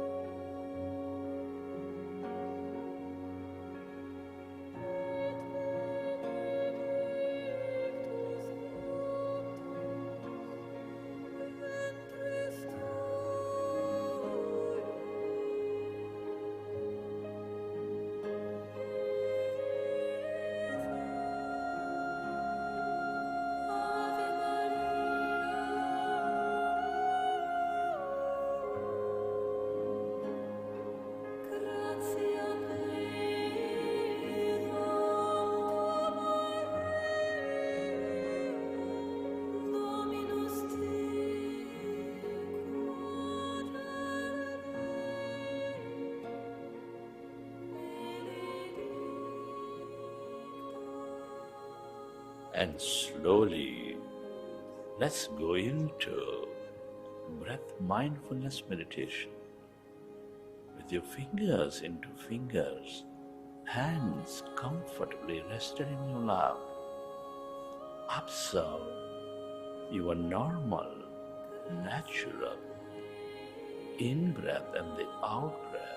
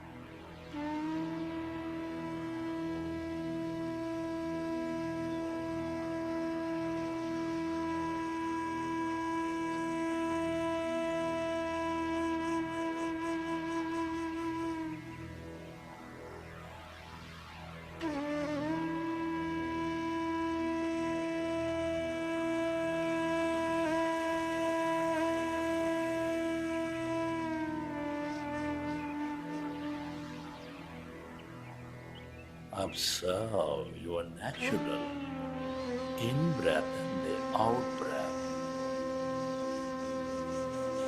We are in this powerful group meditation, dear friends. When you observe your breath, your mind is slowly becoming less of thought.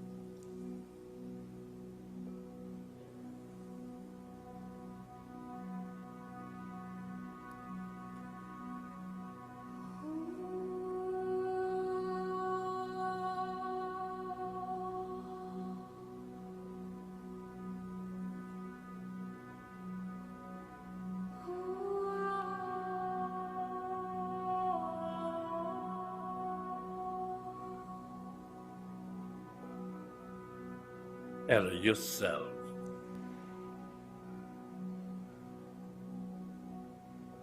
to stay connected to this calmness, emptiness.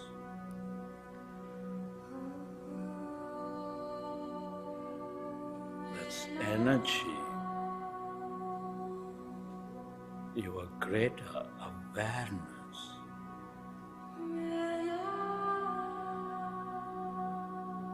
The more you are with it, with this divine intelligence,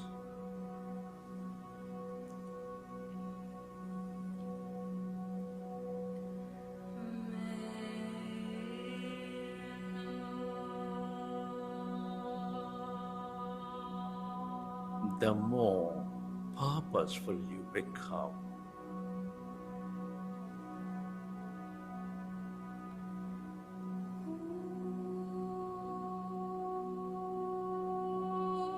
The more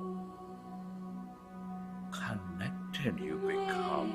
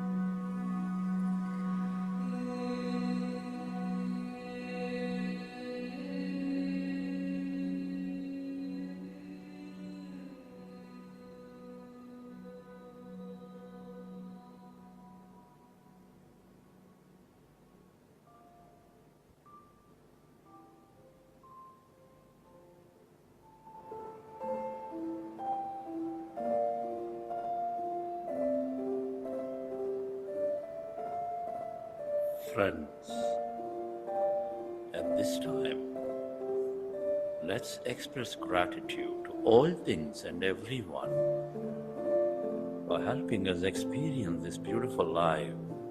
To your parents, teachers, mentors, family, friends, to this grand nature, to everything we use, the technologies, to yourself and to this intelligent field, the universe. Gratitude is the ultimate state of receivership.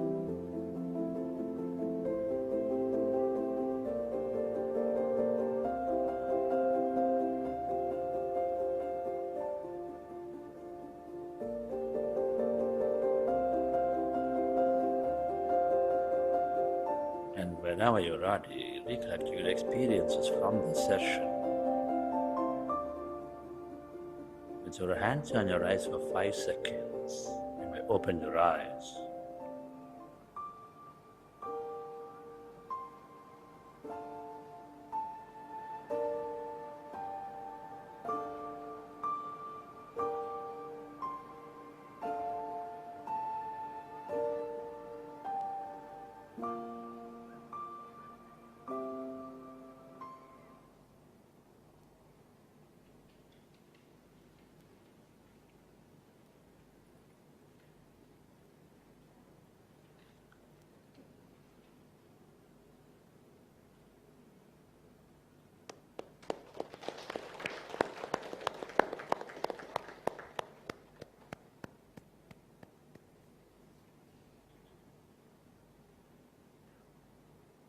How was it?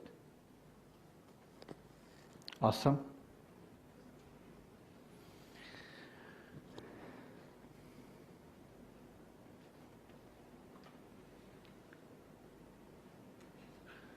Okay, so what did we learn in this session?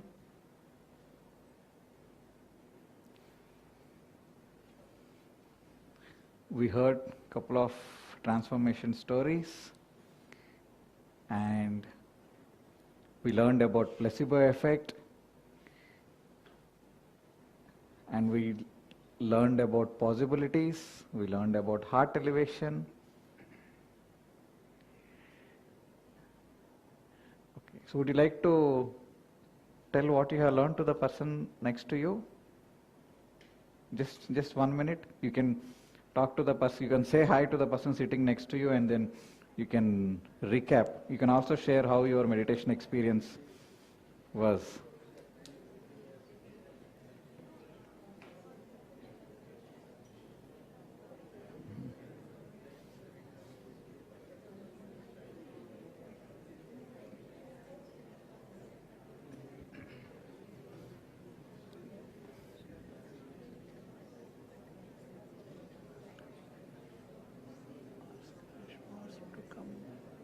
She has announced to about tonight's plan tomorrow in cafeteria. 9 p.m. We'll take people to pyramid, especially those who are new who want to go and know where the pyramid is and all that, because tomorrow 5:50 they have to come there for the meditation. You have to elaborate on the sessions. You didn't elaborate in the elaborate session more than 20 times. Without the exception, tomorrow onwards, 3.5 sessions ఉంటాయి. Every session లో talk ఉంటుంది, long meditation ఉంటుంది. Okay. Sessions as 90 minutes, 2 hours breaks ఉంటాయి. ఎప్పటికప్పుడు session అయ్యేప్పుడు ఎన్ని గంటలకి అని ఎప్పుడు అనౌన్స్ చేస్తుంటారు. సెషన్లో చెప్తూ ఉంటాము. ఒకవేళ మీరు ఏ రీజన్కి మిస్ అయితే వాట్సాప్ గ్రూప్లో చూసుకోండి. నేను చెప్తున్నా, రేష్మ చెప్తారు.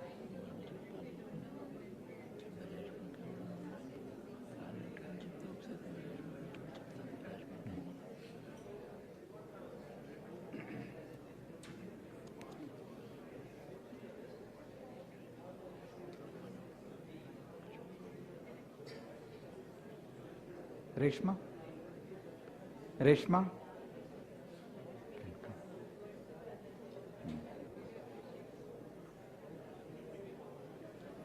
Here should be here somewhere.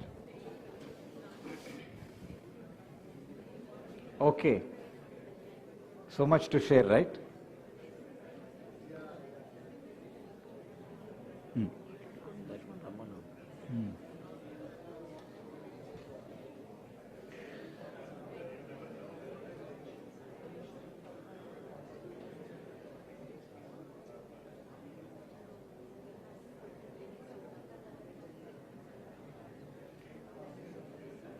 Okay, fine. Attention back.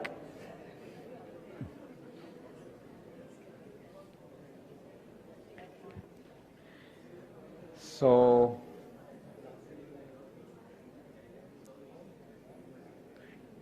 So we'll have our dinner at the same place where we had in the morning. So it's in the cafeteria.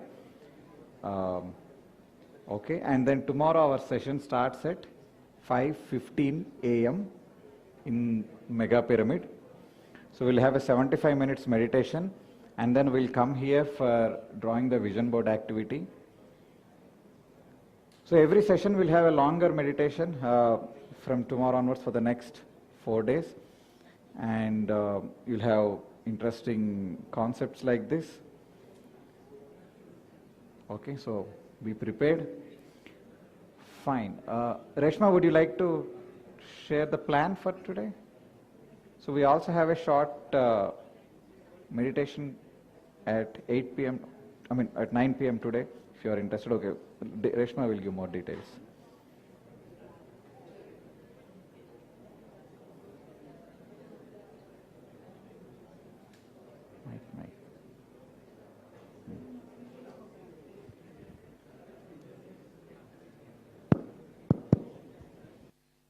Hi friends, so I hope you all had wonderful meditation. So now we all will head for dinner at the same cafeteria place where you all had lunch. Okay, so after completing dinner, so I see very few new people are there, so who doesn't know about Mega Pyramid and where it is and what is the importance of that. So we all will meet at 9 p.m. in front of Mega Pyramid to know about the pyramid, and we'll do quick meditation there at 9 o'clock. So let's all assemble after dinner in front of Mega Pyramid at 9 p.m. Okay? So tomorrow morning we'll have early morning meditation. So at what time we'll come? So 5:30. So 5:30 a.m. We'll come to Mega Pyramid tomorrow morning. So we'll again re-emphasize the details in the WhatsApp group. Hope you all are part of WhatsApp groups, right? So if anyone is not part, please come to the reception. We'll guide you. Okay, see you. Let's go and have delicious dinner. Bye.